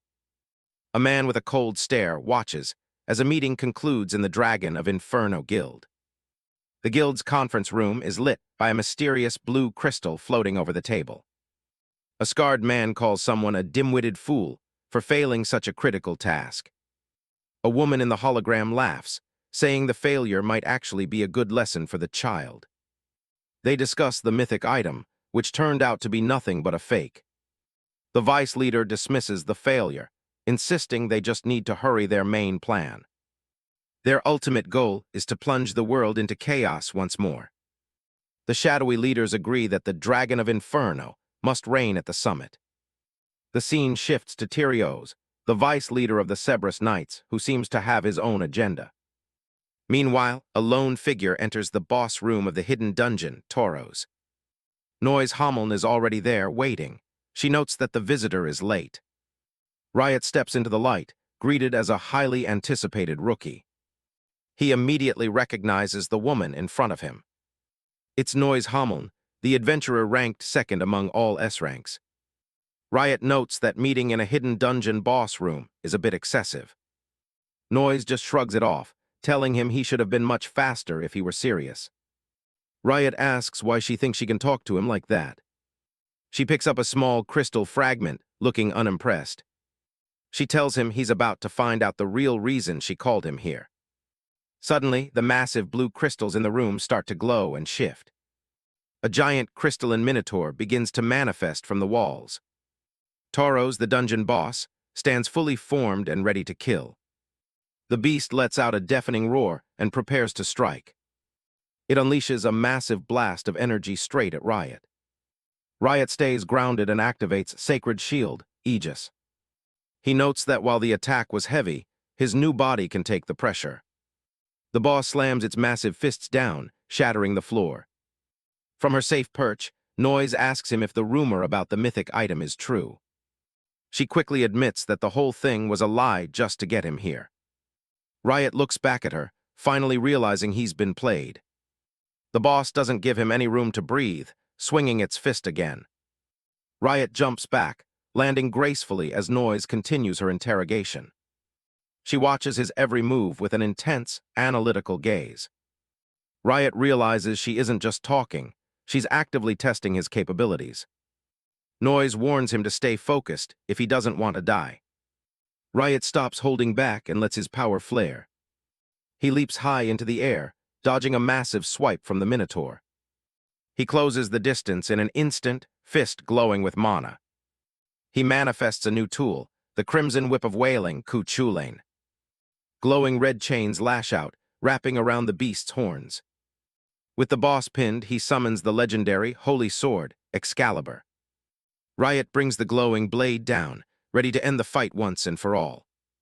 Riot Belger stands in the crystalline chamber, while Noise Hommeln watches him from above. Noise Hommeln observes Riot, intending to measure his true strength.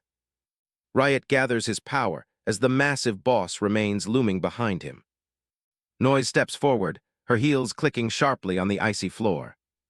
She tells Riot he is like a demon masquerading as a human. Riot remains silent, sensing her intense and mocking scrutiny. Noise bluntly states that Riot is not human at all. She manifests a gargantuan energy snake that coils through the room. The serpent's fangs snap shut just inches from Riot's face.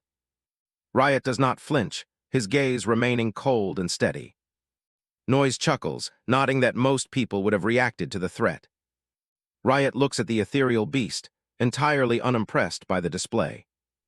Noise explains that it is impossible for a human not to blink once. Riot ignores her analysis, his mind focused elsewhere. Noise mentions her investigation into a magic item shop that burned down. Riot's expression shifts slightly at the mention of the ruined shop. She reveals that the shop's owner and grandson had already passed away. Noise stands confidently before the massive, recovered dungeon boss. The boss Toros breaks free and let out a thunderous roar. The energy snake lunges, clashing with the boss's massive weapon. Noise tells the beast not to interrupt her conversation with Riot. The energy snake slams the Minotaur back into the crystalline wall. Riot asks what her story could possibly have to do with him. Noise theorizes that Riot is the true creator of the mythic item. Riot watches her intently, his expression remaining unreadable. She declares him the genius craftsman who created the body of Riot Belger. Noise details his perfect physical form and veteran-level combat skills. Riot looks away, his secrets being systematically laid bare. Noise suggests that he is a resurrected soul, residing in a new body. She smiles to herself, enjoying the mystery she is unraveling. She demands to know where he truly came from. Riot stares back at her, the silence in the room growing heavy. He closes his eyes and reflects on his true origins. Memories of a bloody battlefield and a smiling infant flicker through his mind. He recalls a life of constant battle and a final, tragic moment. Returning to the present, Riot's eyes sharpen with new resolve. He politely tells Noise that he cannot answer her question. Tauros lunges forward, finally breaking free of the energy snake's grip. Riot prepares to face the boss's final, desperate assault. He activates his magic item creation skill, summoning a blinding light. A massive lightning-shrouded hammer appears, Thor's hammer Mjolnir. Riot brings the divine weapon down upon the boss with crushing force. Riot Belger stares coldly, refusing to answer Noise Hammon's questions. Mjolnir's power surges, crushing the boss under its immense weight. Riot warns that if he spoke, he would have to kill her as well. He walks past the shattered remains of the boss as the divine hammer fades. Noise watches him, a glowing blade held near her face. She tells him to shut up and cooperate with her instead. Riot scoffs, stating that threats of violence will not work on him. Noise explains that he needs her influence to achieve S-rank status. Riot clarifies that his primary goal is obtaining specific information. Noise smiles, her expression becoming more predatory. She shows him a vision of the man who murdered his previous self. Riot's eyes narrow as he recognizes the target of his vengeance. She identifies the culprit as the Orderer, a man with a facial birthmark. Noise observes Riot's reaction, curious about his connection to the killer. Riot asks for more details, but she refuses to give them for free. He stares at her, considering her refusal to cooperate without a price. Noise promises her help if he accepts a new power dynamic. She leans in, telling him he must follow her orders to the letter. Riot sighs, finding the entire situation to be a massive burden. Noise giggles, nodding that his world-changing power is too valuable to ignore. She proposes a mutual deal. She'll find his killer if he helps her. Riot reluctantly agrees to the bargain, warning her to keep her word. Satisfied, Noise suggests they head back to the guild immediately. The two of them walk out of the frozen cavern, their deal finalized. Noise Hammond has seen enough to be certain. This guy is definitely Riot Belger. And if that's the case, things just got a whole lot more interesting. She smirks, already planning how to put this assassin doll to good use. A moment later, they're standing in a lavishly decorated room. It's Noise's private office, the kind of perk you only get once you hit S-rank. Riot doesn't care much for the decor, he just wants to know what she wants from him. She tells him to slow down and opens a heavy book. She's got some intel he'll want. It's an investigation report on the Hellfire Dragon clan's alumni gathering. Riot recognizes the name. They're the ones who leaked the mythic item intel to Alexis in the first place. On paper, this gathering is just an association for retired adventurers that funds the clan. But word is they recently managed to get their hands on a real mythic item. Riot asks who exactly issued the request for this investigation. Turns out it's the Kingdom Army, the same organization Riot used to belong to. They're frantically looking for whatever was stolen from them, though they haven't said which item it was. He realizes she wants him to infiltrate the alumni gathering and investigate. If he pulls it off, the payout is huge, and he's guaranteed a bump to B rank. Noise leans back with a wink, thinking she's offering a sweet deal. Riot isn't impressed. B rank is still too low for what he needs. He tells her to have an S-rank promotion request waiting for him by the time he gets back. Without waiting for an answer, he turns and heads for the door. If he follows the trail of this stolen item, it might lead him straight to the man who killed him. He clenches his fist, determined to avenge his past self and stop the misuse of these items. He can't afford to waste any more time stalling. He heads straight for the Hellfire Dragon clan's headquarters. Inside a rowdy tavern, a heavy mug slams onto a table. A rank adventurer Hyona is fuming. She's convinced some old bastard set them up for a fight that was way beyond B rank. Across from her, Rex just laughs it off. He tells her to take it easy while he enjoys a drink. After all, they made it out safe, and Hyona sliced the boss to pieces herself. She thinks he's way too laid back, even as he reaches for some bread. Dino, the party's B-rank member, pipes up. He claims that attitude is exactly why Rex got kicked out of his old S-rank party. Rex snaps back that he left on his own terms just to team up with Hyona.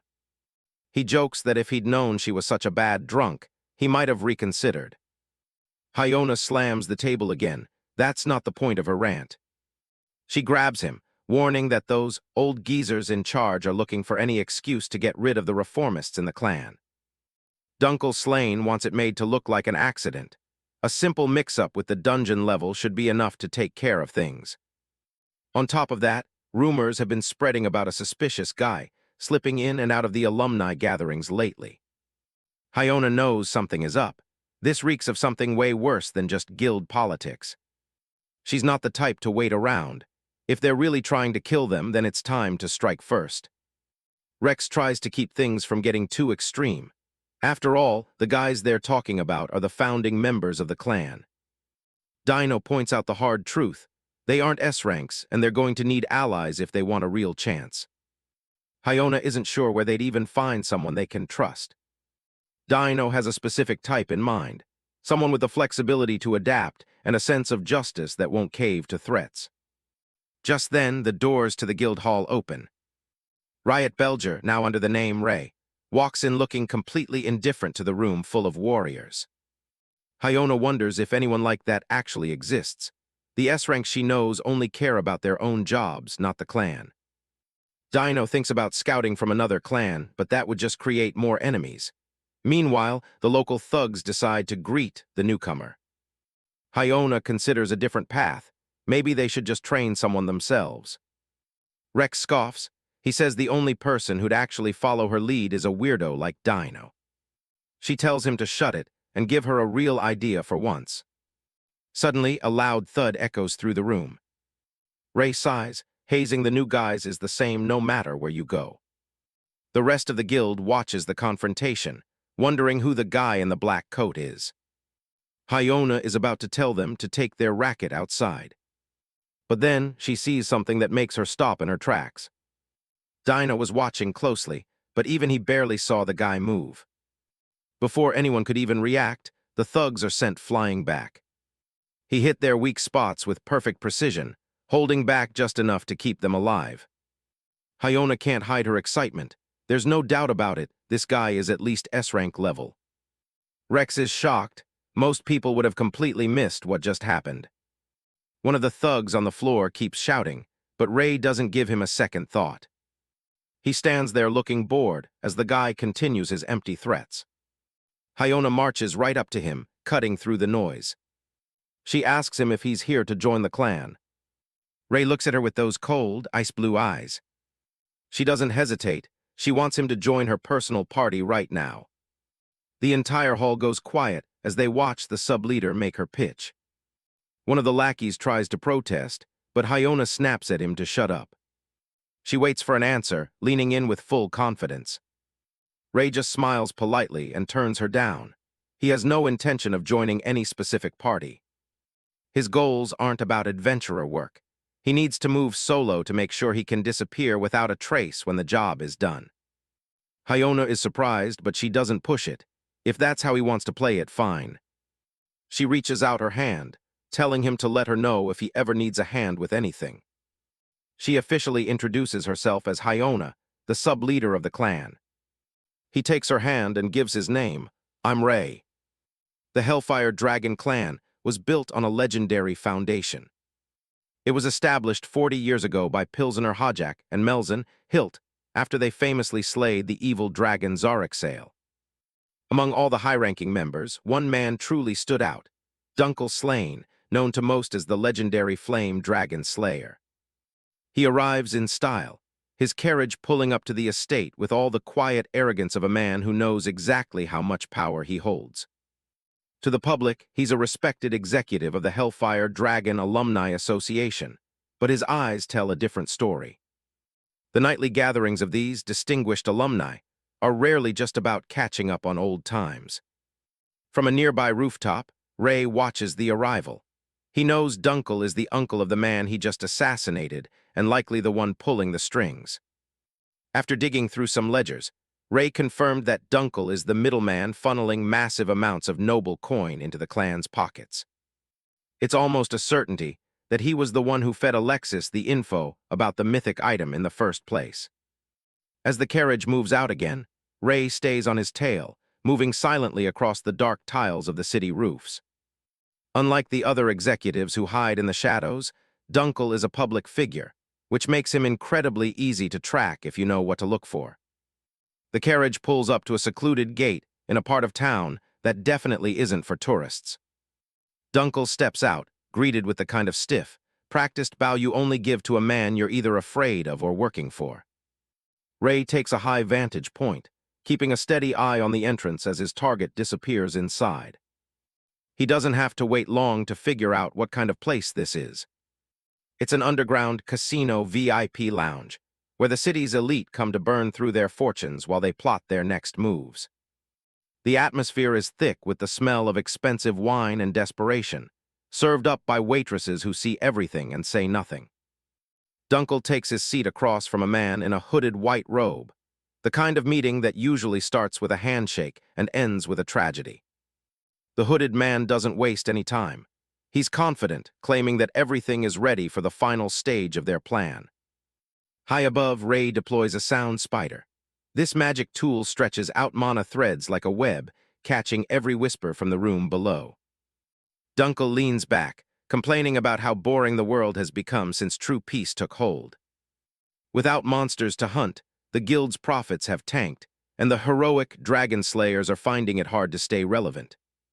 He wears a twisted grin as he talks about resurrecting something that most sane people wouldn't even dare to dream of.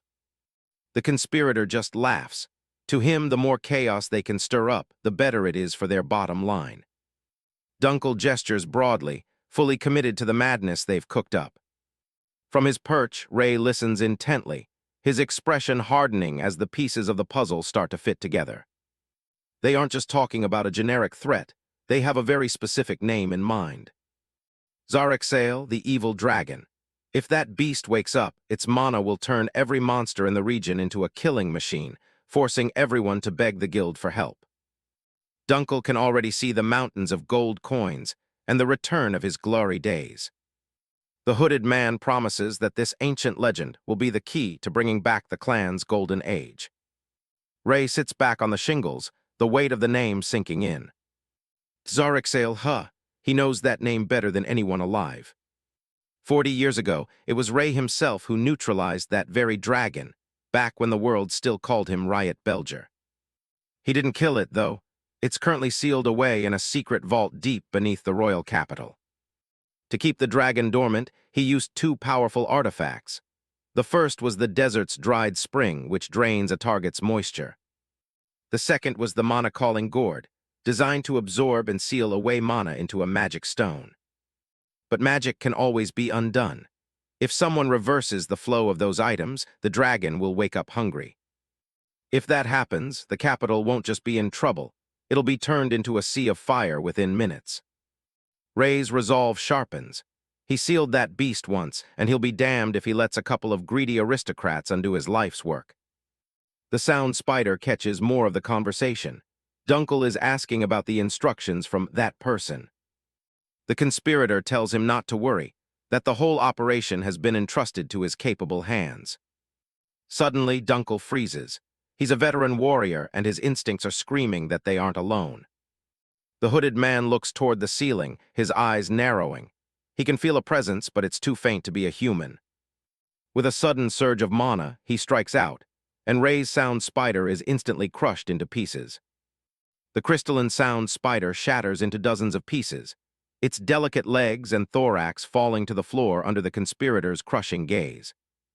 The unnamed hooded conspirator's eyes narrow behind his glasses, having easily detected the presence of the surveillance tool. From his position on the roof, Riot Belger feels the sudden snap of the mental connection to his magic tool. He sits perched on the shingles, surprised that someone could detect a tool specifically designed to suppress mana fluctuations to the absolute limit. Riot Belger realizes that remote surveillance is no longer an option if he wants to hear the specific details of their plan. He hops down from his vantage point, his boots landing softly on the ground as he decides he has no choice but to infiltrate the building himself. Determined to uncover the full extent of the plot, Riot Belger prepares to enter the den of the Hellfire Dragon clan. Stepping into the main hall of the underground casino, he is greeted by a cacophony of voices and the clinking of glasses. As he navigates the crowd, his mind is still on the dragon's resurrection. Even if they want to cause damage, they'd need a way to control the beast's actions. He catches sight of a familiar presence in the crowd, one that feels like a shadow from his past. Flashes of memory flood his mind, a vision of a younger girl with a determined look, though the details are hazy and distorted. Riot Belger follows the sensation, rounding a corner in a quiet hallway away from the main gambling floor. He wonders if the person mentioned by the conspirators could be the same one his instincts are reacting to. He moves with calculated speed, cornering a figure against the wall before they can escape. The person lets out a surprised cry as Riot Belger pins them, his hand gripping their arm. The figure looks up, and he finds himself staring into the wide, amber eyes of Hyona. "You're the one from earlier today," Hyona exclaims, her face flushed with a mix of anger and shock. Riot Belger lets go of her arm, his expression remaining neutral as he asks her what on earth she's doing here. Hyona is dressed in a revealing bunny girl waitress outfit, looking completely out of place for someone he saw drinking in a tavern. "Are you working as a waitress?" he asks flatly, causing Hyona to recoil in embarrassment. She frantically tells him it's a secret and that she has her reasons for being in such a costume. Secretly, she's panicking, realizing she can't possibly tell a rookie that she's infiltrating the association to investigate them. Riot Belger studies her, his gaze intense as he considers her presence in the casino. Judging by the conversation he overheard earlier, he suspects that their goals might actually be the same. Hyona looks startled as he suddenly steps closer, leaning his weight against the wall beside her head. "About your invitation from earlier, is that offer still standing?" he asks, his voice low and serious. Hyona is confused for a moment, asking if he means the party she mentioned before. Riot Belger bluntly points out that the real reason she's dressed like this is to get information on the people in the VIP room. He mentions Dunkel Slane's meeting with the hooded man, offering to tell her about their plans if she cooperates with him. Hyona is taken aback, wondering how this newcomer could possibly know about the association's internal dealings. She agrees to cooperate, deciding that getting a lead on Dunkel is worth the risk of working with this mysterious man. "It's not that I trust you," Hyona says as she turns to walk away, "but I can tell just by looking at you that you're not a bad guy." She flashes a confident smile back at him, revealing that she is actually the sub-leader of her own clan. Riot Belger is slightly impressed, nodding that it makes things much easier when someone gets straight to the point. He asks her if she can cause a major disturbance in the casino hall to drag Dunkel and his partner out of their private room. Hyona's smile widens as she replies that she knows just the way to make a scene. Riot Belger is surprised when she suddenly produces a high-tech-looking device from her outfit. "A communicator?" he asks, realizing that her group is much better equipped than he initially thought. Minutes later, the heavy sound of marching boots echoes through the casino as the main doors are thrown open. A commander of the Kingdom Army rushes in, shouting for everyone to stay where they are and raise their hands. The patrons of the casino are thrown into a panic as the soldiers begin to surround the room.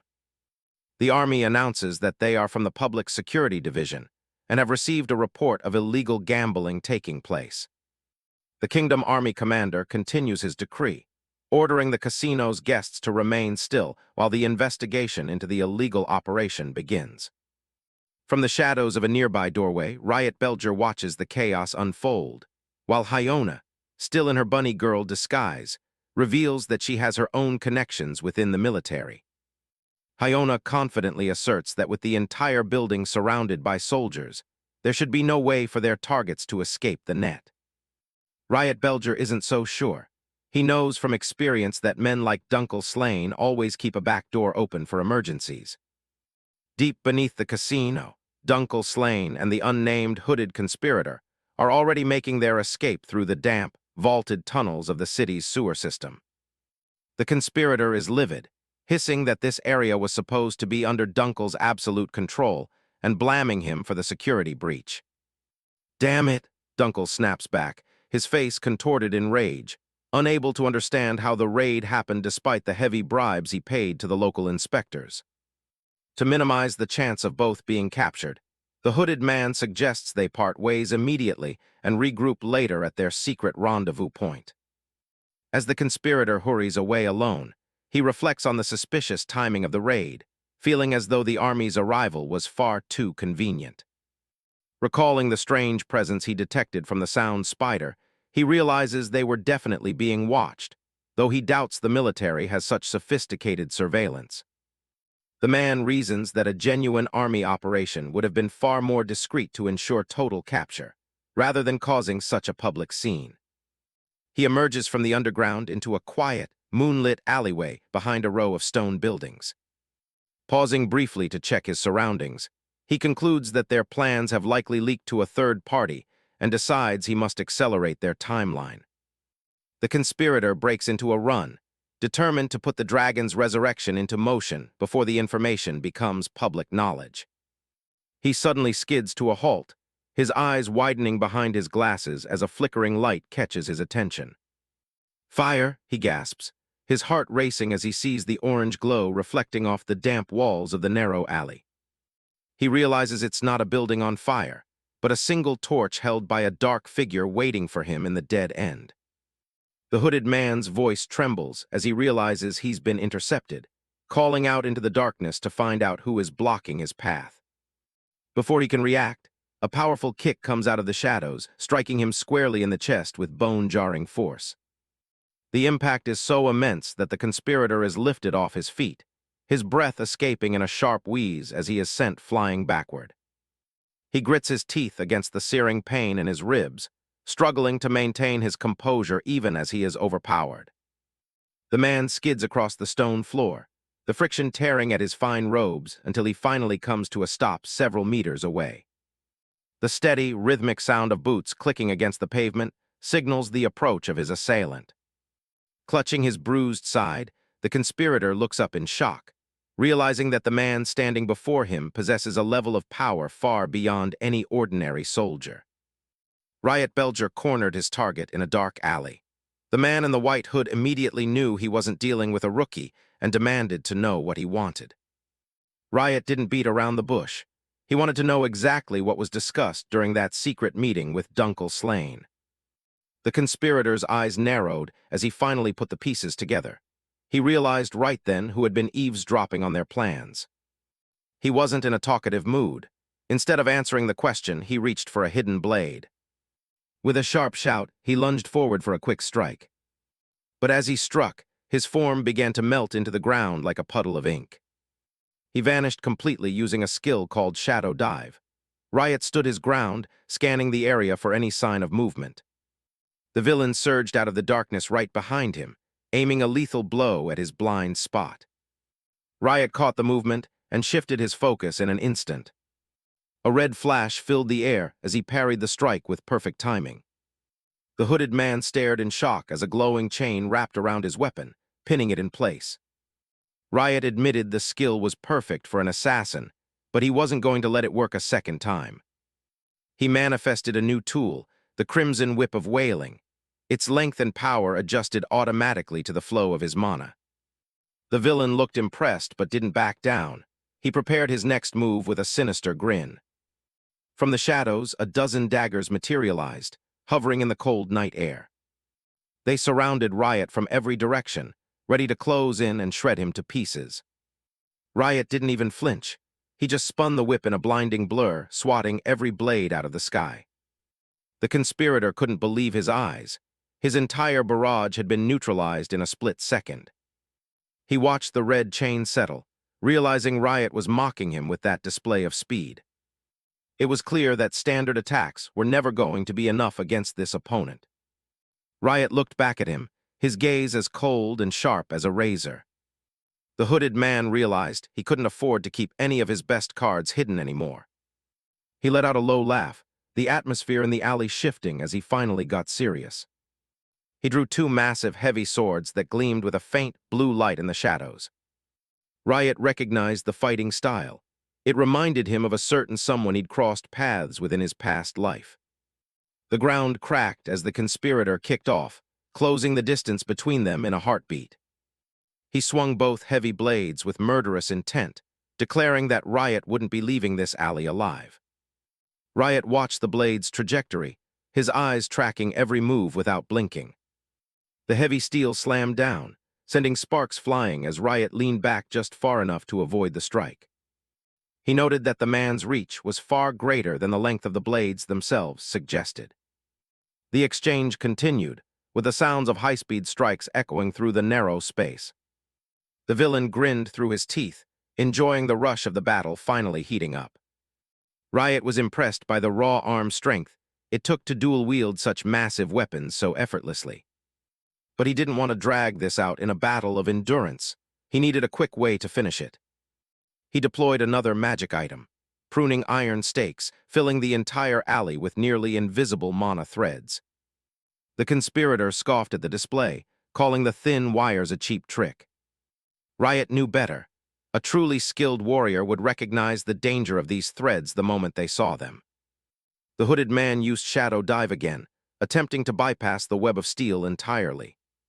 But as he emerged, he found himself sliced by the very threads he thought he'd avoided. He gasped as he realized Riot had predicted his exact movement and laid a trap behind him. Riot looked at him with pure disdain, mocking him for falling for such obvious bait. The villain spat in frustration. He was trapped, but he hinted that he still had one more trick up his sleeve. The unnamed hooded conspirator pulled out his ultimate trump card, a golden bell. He laughed, sure that he'd finally turned the tables. He rang it with a manic grin, declaring that Riot Belger was about to become his most obedient pawn. Riot stared at the artifact, the echoes of memory. He knew exactly what it was capable of. He'd seen it destroy lives in the past. But instead of falling under its spell, Riot just started laughing. The conspirator's face dropped as he demanded to know what was so funny. His smirk only grew wider. He wasn't surprised by the bell, he'd been expecting it. He had tracked every single incident connected to this mythic item, just to get to this exact point. He'd finally found a concrete trace of the Orderer. The villain stood there paralyzed by confusion, unable to understand how Riot could still be standing.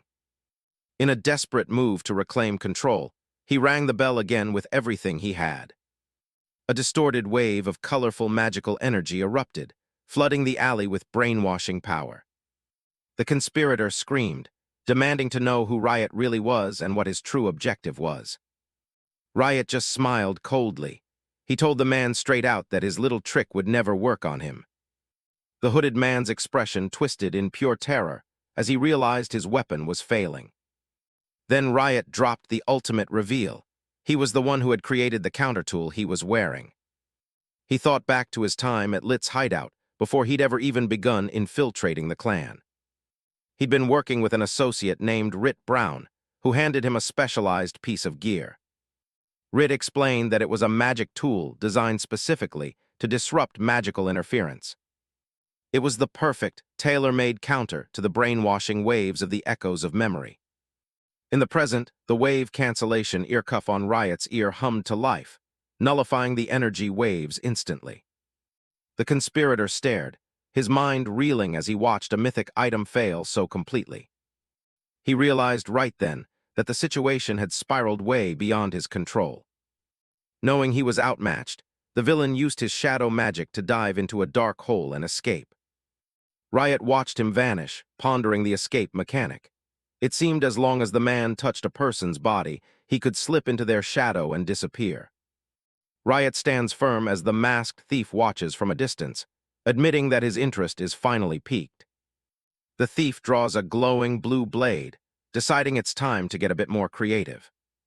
A sudden explosion rocks a nearby building, sending debris flying. Inside, a woman cowers on the floor as rocks start falling from her ceiling. Riot looks toward the collateral damage, realizing the thief is perfectly fine with using civilians. The masked thief pulls out a golden bell and gives it a ring.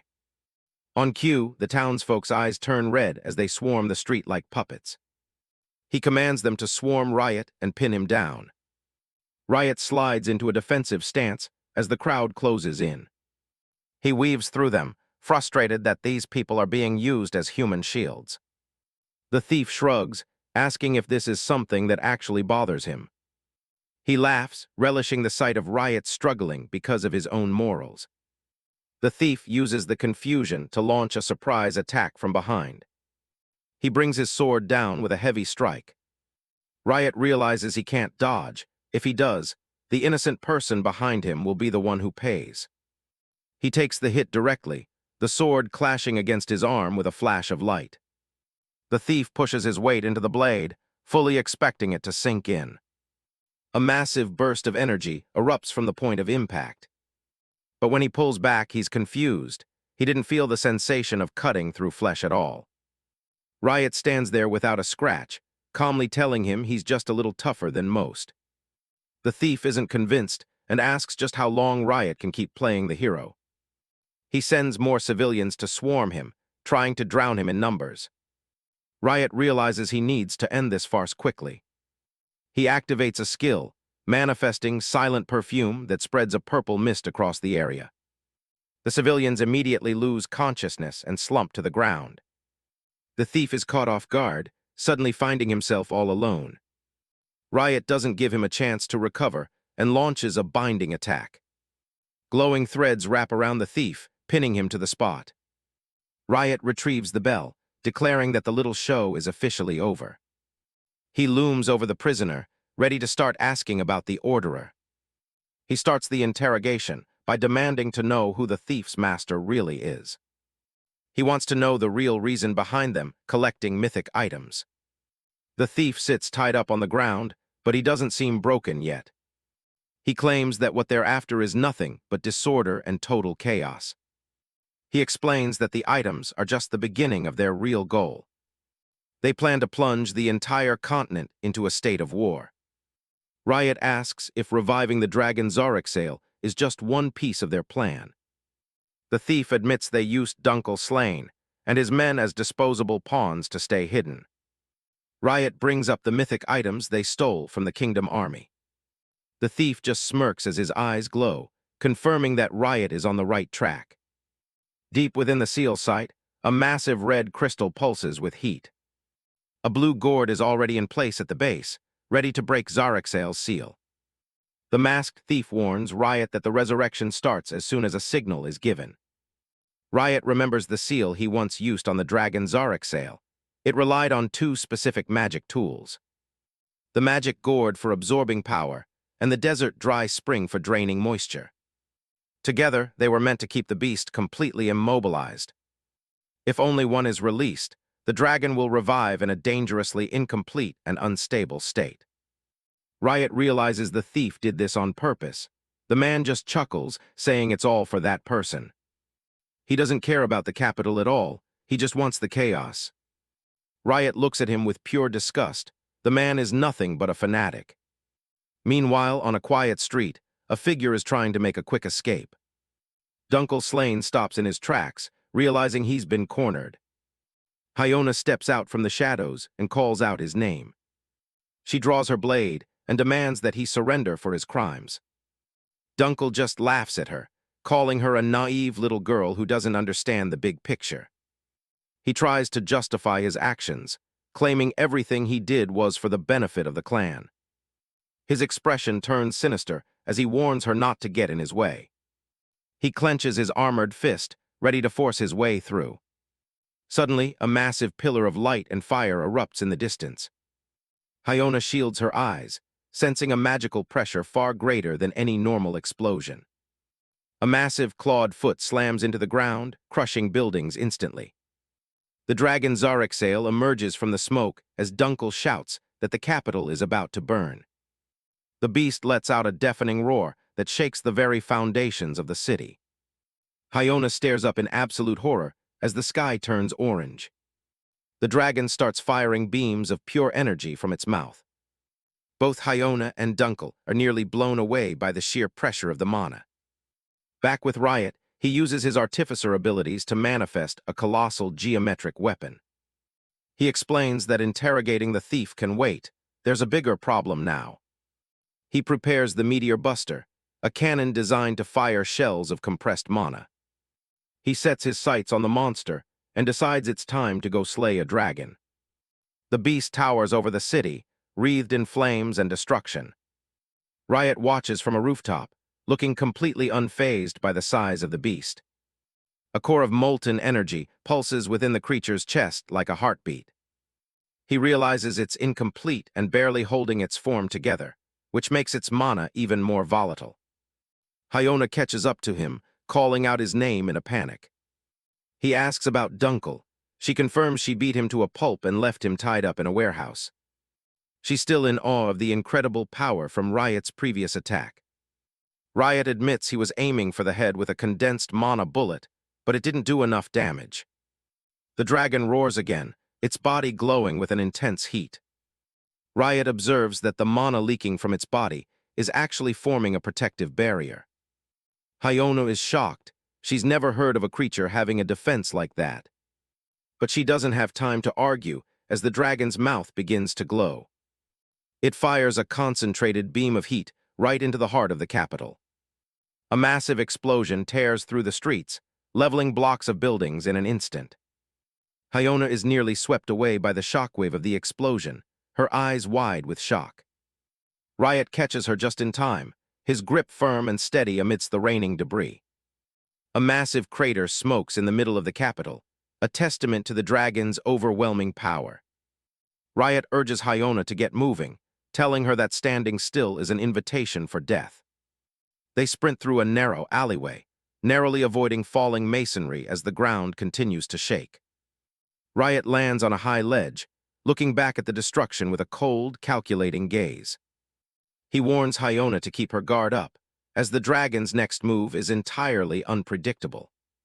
The air is thick with the sounds of a city in its final throes and the cries of those left behind. Zarixale prepares another breath attack, the light from its throat illuminating the thick black smoke. The sheer pressure of the mana is enough to crush the very structures around it before the blast even hits. Far from the front lines, the client observes the beautiful destruction from his safe, high balcony. His golden eyes reflect the flames consuming the capital, showing no sign of empathy or remorse. Another blast levels a block of shops, sending a wave of intense heat through the streets. Hyona looks out over the hellscape, her voice trembling as she whispers about the city's fate. She frantically asks why the Kingdom Army and the Knights haven't arrived to stop this. Riot tells her that they can't wait for a slow-moving army. They have to be the ones to take action. Hyona wonders if they're being suicidal trying to fight a monster like that alone. Riot explains that the Alumni Association was just a pawn. The true mastermind is far more dangerous. He warns her that backup is a fantasy when you don't know who in the kingdom can be trusted. Looking her straight in the eye, he tells Hyona that she's the only one he knows is on his side. Hyona is momentarily speechless, the weight of his trust settling over her. Beneath them, the panic of the citizens reaches a fever pitch as the dragon approaches. The beast looms over an alleyway, its presence like a mountain of lava swallowing the light. A woman clutches her child and prays for a miracle as they are backed into a corner. That miracle comes in the form of Hyona, who drops from the rooftops with her rapier drawn. Her blade erupts in flames as she prepares a high-level skill to draw the dragon's attention. She shouts the name of her weapon, Levitain, and slashes at the beast's neck. She tells the survivors to run while they can, standing her ground against the colossal threat. Hyona returns to Riot's side, admitting that they really don't have any other choice but to fight. She yells that they're going to take down the dragon together, her fighting spirit finally reignited. Riot reassures her, promising that even the strongest legends have a weakness they can exploit. Hyona remembers his expertise and asks him for a specific dragon-slaying strategy. Riot begins the tactical briefing, explaining that a specialist always starts by limiting mobility. He explains that after the wings and tail are gone, the throat is the key to stopping the roars. However, the dragon's passive mana barrier makes a direct assault almost impossible. To pierce that defense, Riot begins a high-level item creation, his hand glowing with purple light. He uses his unique artificer skill to manifest a circular ring out of condensed mana. He explains that the ring will amplify her mana output to the absolute maximum for a short time.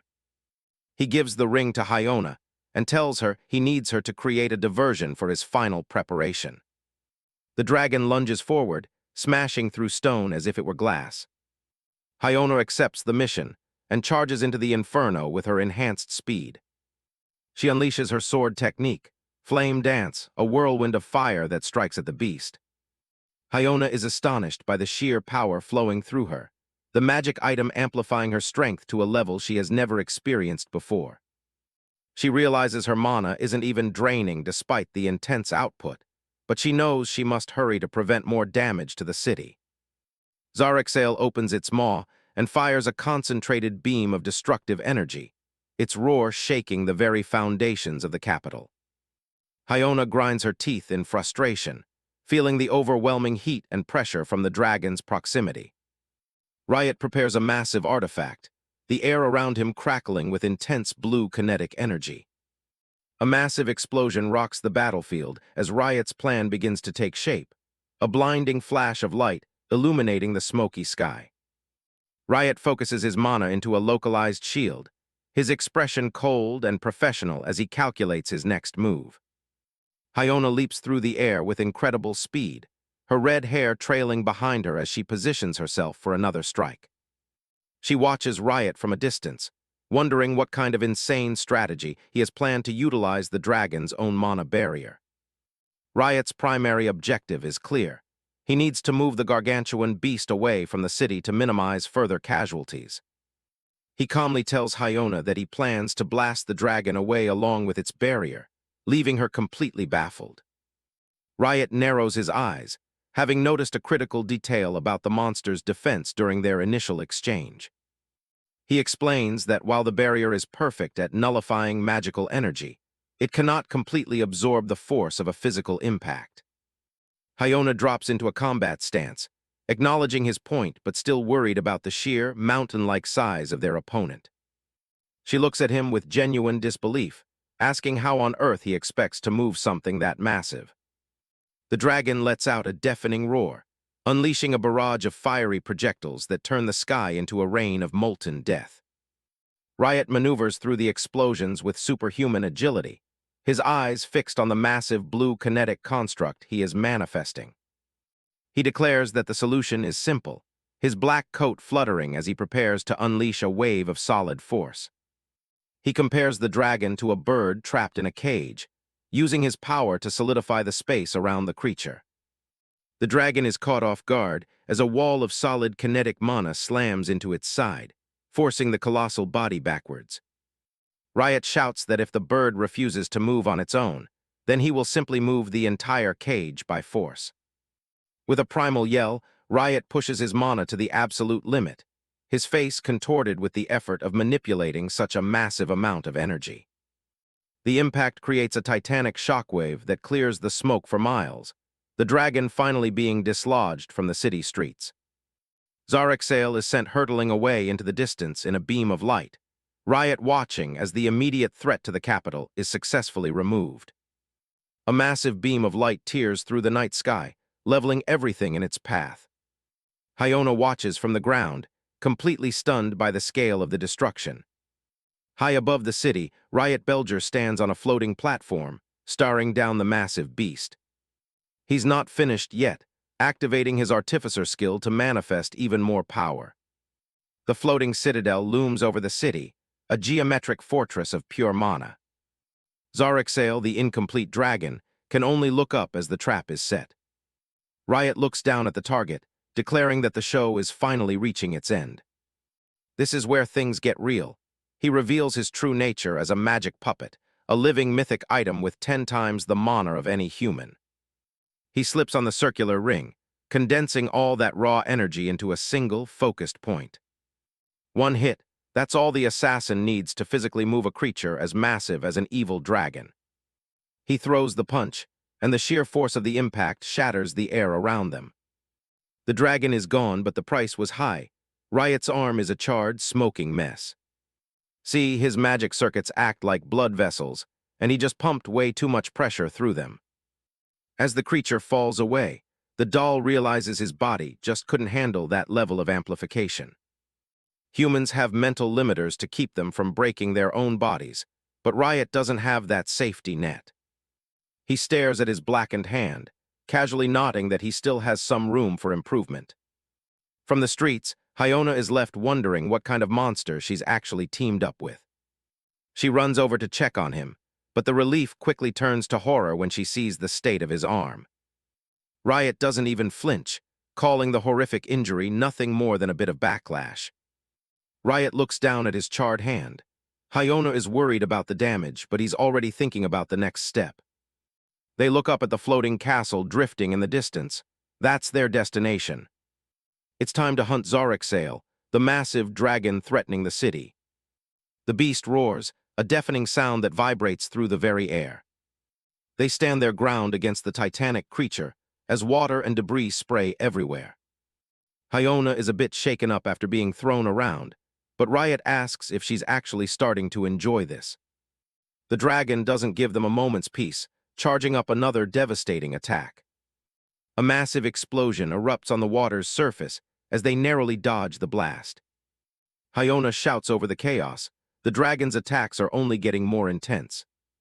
She's starting to wonder how they can even beat something that powerful. Riot stays calm, explaining that its body structure is the same as any other dragon, except for the barrier. Hyona realizes that means the dragon's roar might be the key to taking it down. Riot explains that dragons have a magic sac in their throat where power is concentrated during a roar. As the magic gathers for an attack, that's their golden opportunity. When it charges up that roar, the dragon's protective barrier actually gets thinner. Since magic is fluid, the weak point is always moving, but Riot has a tool to find it. Hyona looks at his broken arm, skeptical that he can do anything even if they find an opening. Riot smirks, revealing that he's not the one who's going to be breaking through the defense. The dragon strikes again, sending massive chunks of rock flying toward them. Hyona is confused.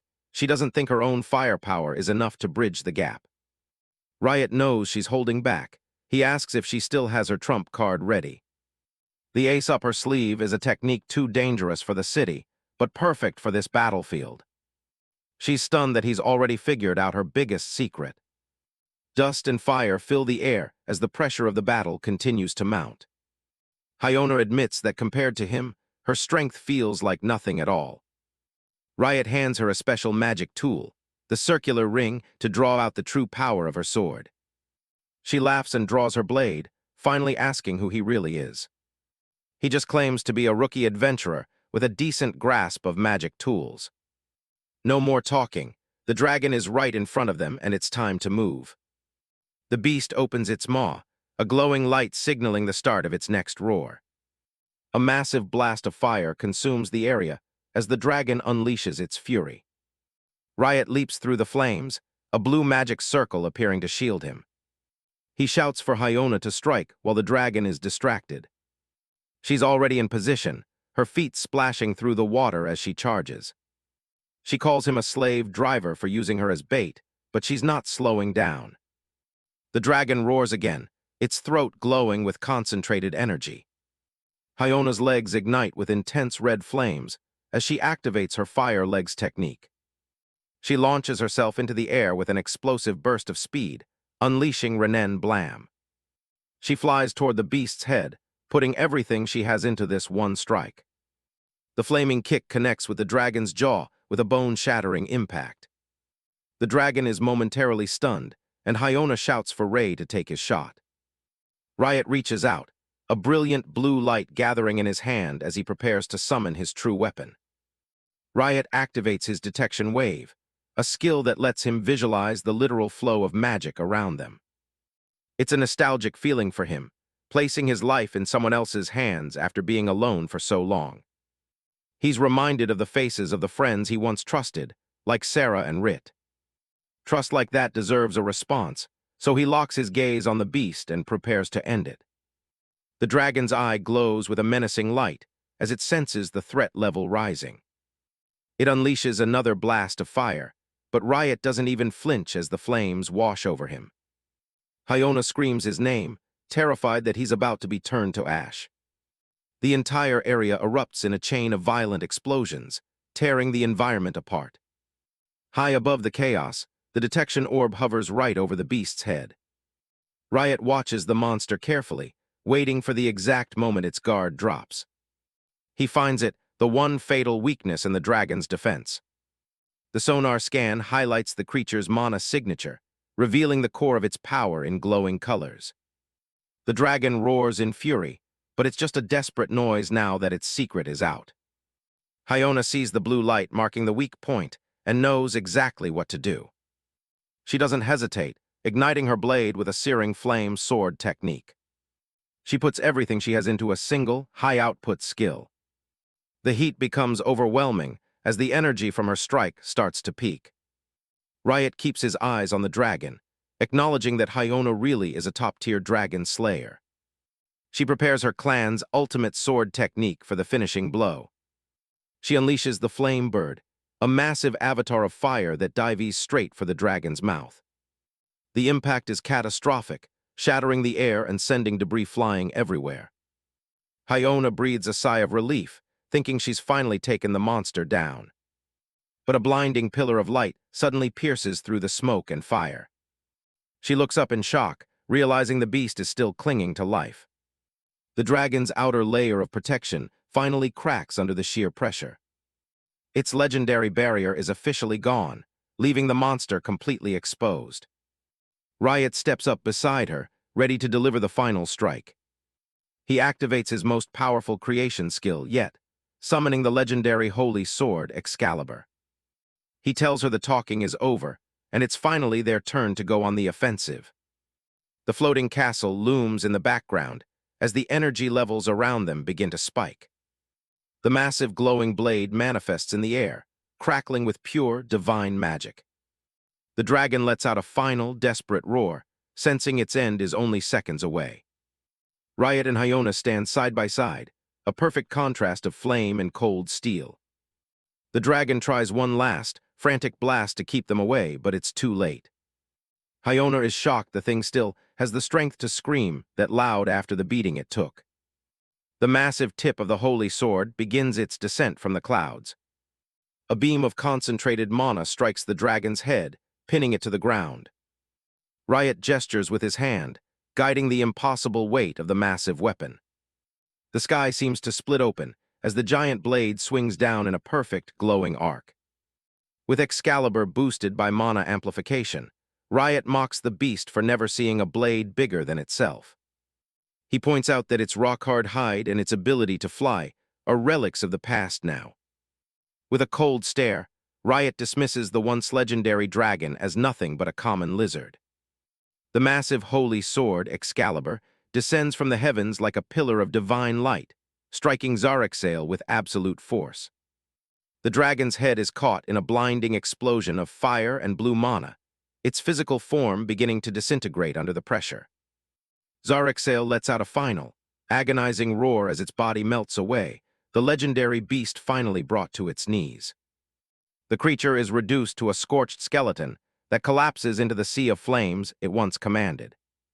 Riot and Hyona stand amidst the rising smoke, looking out over the remains of the dragon they have just slain. High above the burning city, the floating castle remains suspended in the moonlight, a silent witness to the end of the dragon's reign. Silence begins to fall over the city streets, punctuated only by the distant murmurs of those who can barely believe the battle is over. Dunkel Slane stares in utter horror, his face drenched in cold sweat as he realizes his greatest weapon has been defeated. He stammers in disbelief that only two people were able to accomplish such a feat, even as Riot and Hyona approach him. Riot looks down at the man with cold indifference, telling him they have all the proof they need of his betrayal. Guards quickly close in on the panicked noble, as he realizes his influence has completely evaporated. Riot activates a magic tool, a dimensional storage vault, which swallows the dragon's massive remains into a pocket dimension. Dunkel is left bound and broken, unable to comprehend how his master plan fell apart so completely. Hyona walks toward him, her expression stern as she remarks on how his little scheme has finally crumbled. She informs him that the security unit is taking him into custody, and that he can reflect on his sins in a cold cell. He is to be reunited with the rest of his co-conspirators in the alumni, his days of plotting finally at an end. Dunkel's eyes widen in terror as the reality of his situation sinks in, his face contorting with fear and desperation. He is dragged away by the guards, screaming in a futile attempt to resist the inevitable. Even as he is hauled off, Dunkel continues to shout his name in defiance, claiming his status should protect him from the lapdogs of the crown. Hyona sighs as she watches him go, nodding that he clearly hasn't learned anything from his defeat. She turns to Riot and offers her thanks, admitting that cleaning up her clan's mess was her responsibility. Riot redirects the credit, telling Hyona that her incredible firepower was the only thing that could have shattered the dragon's mana barrier. Hyona looks down at the ring on her finger, acknowledging that she only had that power because of the tool Riot gave her. Riot looks at her with a somber expression, reflecting on how truly amazing and dangerous magic tools can be. He knows that no matter how powerful a tool is, its ultimate legacy depends entirely on the person who wields it. These items are meant to be powerful, but that power makes them incredibly easy for the wrong people to abuse. They look out over the city, where smoke still rises from the buildings ruined by the night's chaos. Neither of them could have imagined that a single night of violence would leave their home in such a state of devastation. The human cost of Dunkel's ambition is immeasurable, and Riot knows that more blood will be spilled if they don't act.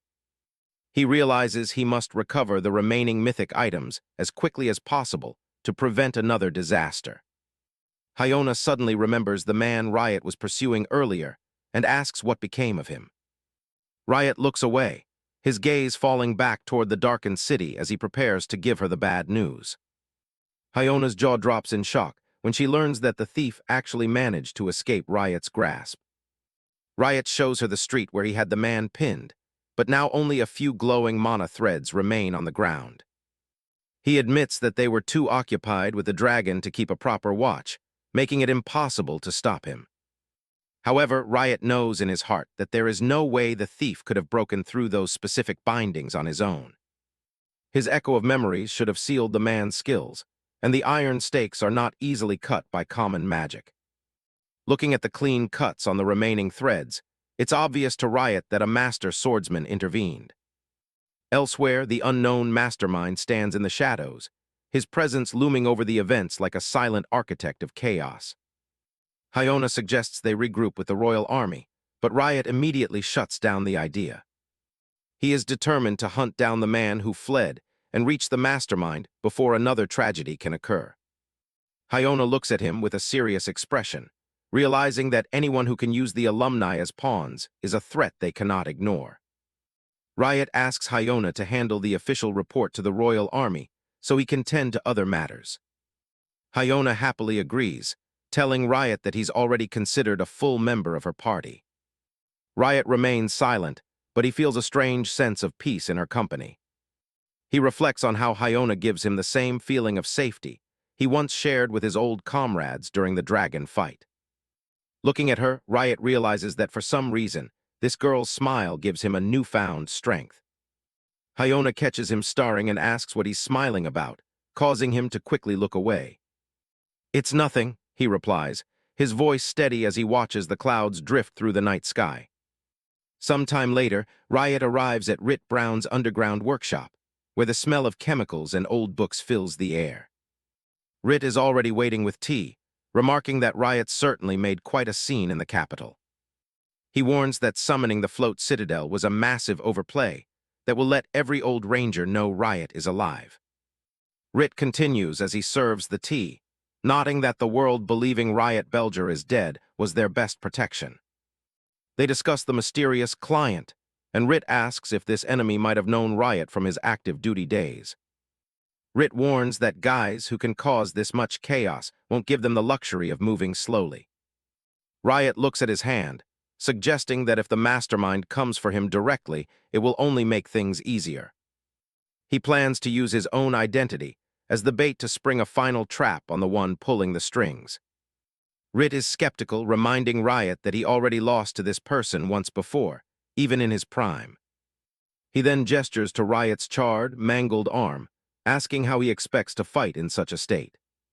Riot smiles confidently, stating that he isn't just going to repair the limb, he's going to upgrade it. Rit is stunned, knowing that Riot's body is already comprised of incredibly rare and durable materials. Riot's eyes gleam with a dangerous intensity. As he mentions, he just secured the perfect upgrade material. He reveals the massive, scorched head of the dragon Zarek that he successfully stored earlier. Using the remains of the strongest dragon, Riot intends to make himself more powerful than ever before. Rit hands over a sealed envelope, having already made arrangements with a local magic stone shop.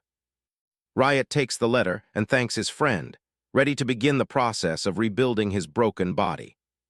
Rit Brown calls out to Riot as he heads for the door. He warns him to stay alert while he's out. Riot just gives a confident smirk and says he's got it. He's focused on the dragon Zarek, knowing its remains are the perfect materials to upgrade his missing arm. But the metal is only half the battle. He needs a magic stone that's a perfect match to draw out its full potential. Following Rit's introduction, he heads to a local magic stone dealer to see what's available. Inside, the shopkeeper slams the counter, clearly losing his patience. Dan Kraft is right in his face, begging to borrow something just for a little while. Riot steps in, apologizing for the timing of his arrival. He hands over his referral, hoping they can get down to business. The dealer scans the letter, realizing Riot isn't just some random customer. He brings out a cage containing a small black creature called Iliknoa. Apparently, this magic cat coughs up one high-quality stone every single day. Riot takes the cage, nodding as the man warns him to handle the thing with care. Suddenly, Dan lunges forward, screaming for them to wait up. Riot looks over his shoulder, wondering what this kid's problem is. Dan shouts that he was actually the one who spotted the cat first. Riot doesn't even blink, letting the silence do the talking. Dan keeps rambling about how you never see this species in the middle of a city. Riot just keeps walking, telling the stranger he's not rearranging his plans. Dan isn't giving up, begging for just one chance to pet the fluffy cat. Riot can't believe how persistent this guy is being. Before he can even react, his hands are empty. Dan is already across the room, happily cuddling with the magic cat. Riot stares at him, realizing this kid moved so fast it was barely a blur. The cat, however, doesn't look like it's enjoying the attention at all. It lets out a massive surge of electricity, frying Dan on the spot. With its captor stunned, the cat makes a break for it. Riot and Dan can only watch as it sprints right out of the shop. They both freeze as a terrifying aura starts radiating from behind them. The dealer is absolutely livid, screaming that they'll owe him 100 million if that cat gets away. The chase moves out into the streets of the city. Riot takes off after it, showing some impressive speed of his own. The cat is a blur, hopping over market stalls and leaving them in the dust. Dan spots it and makes another desperate dive. He misses by a mile and goes face first into the wood. A cloud of dust kicks up as the cat keeps darting away through the alleyways. Riot asks if he's okay, but the kid just brushes it off. The cat pauses on a ledge, looking back like it's enjoying the game. Dan admits the thing is pretty fast for being so small. It hits the ground for a split second before launching itself again. Dan doesn't hesitate, leaping right into the air to stay on its trail. Riot watches the creature dash away, nodding its incredible speed. Dan Kraft gets a face full of static again, while the cat leaps through the air.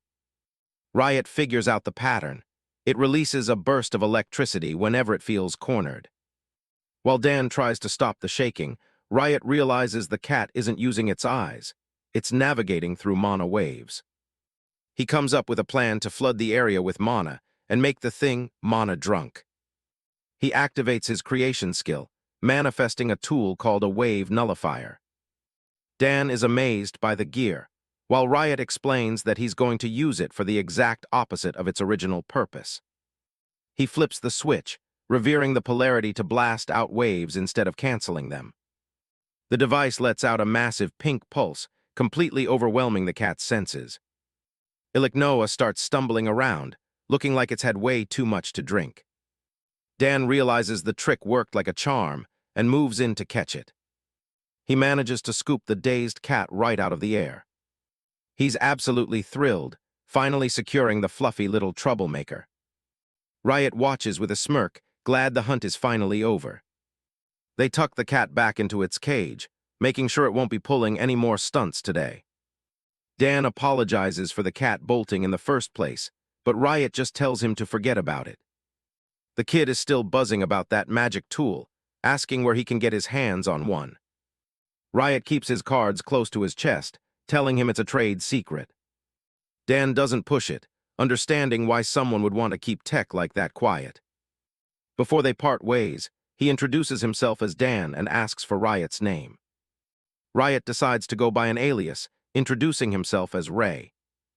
Dan thinks the name is great and promises to treat him to a meal next time they cross paths. He gives a cheerful wave as he heads off, leaving Riot alone in the street. Riot looks on, realizing just how long he's been out of touch with the world. He thinks about the young talent he's met, like Hyona and Dan, and what the future holds for them. A memory of his late grandson flashes through his mind, thinking about the life he could have had. His expression immediately hardens as the grief turns back into cold fury. He vows that he'll never forgive the man who took that future away from his family. The cat watches him from the bag, sensing the sudden shift in his aura. Riot looks ahead with one goal in mind, finding the person responsible and making them pay. Somewhere else, a man reports the day's failures in a massive, sun-drenched hall. The silver-haired mastermind, known as the Sword Star, listens with a cold, detached expression. The reporter is trembling, barely able to find the words to explain what happened. Sword Star is furious that a mythic item was wasted without permission and still didn't get the job done. He lets out a terrifying surge of dark energy, asking the man if he's looking for an early grave. The subordinate completely breaks down, desperately pleading for his life. The tension is shattered when a familiar voice booms through the hall, announcing they're back. Dan walks right past the trembling man, asking the mastermind why he's in such a bad mood again. The cheerful boy Riot just met is actually Dan Kraft, the 1st Division captain of the Celsus Knight Order.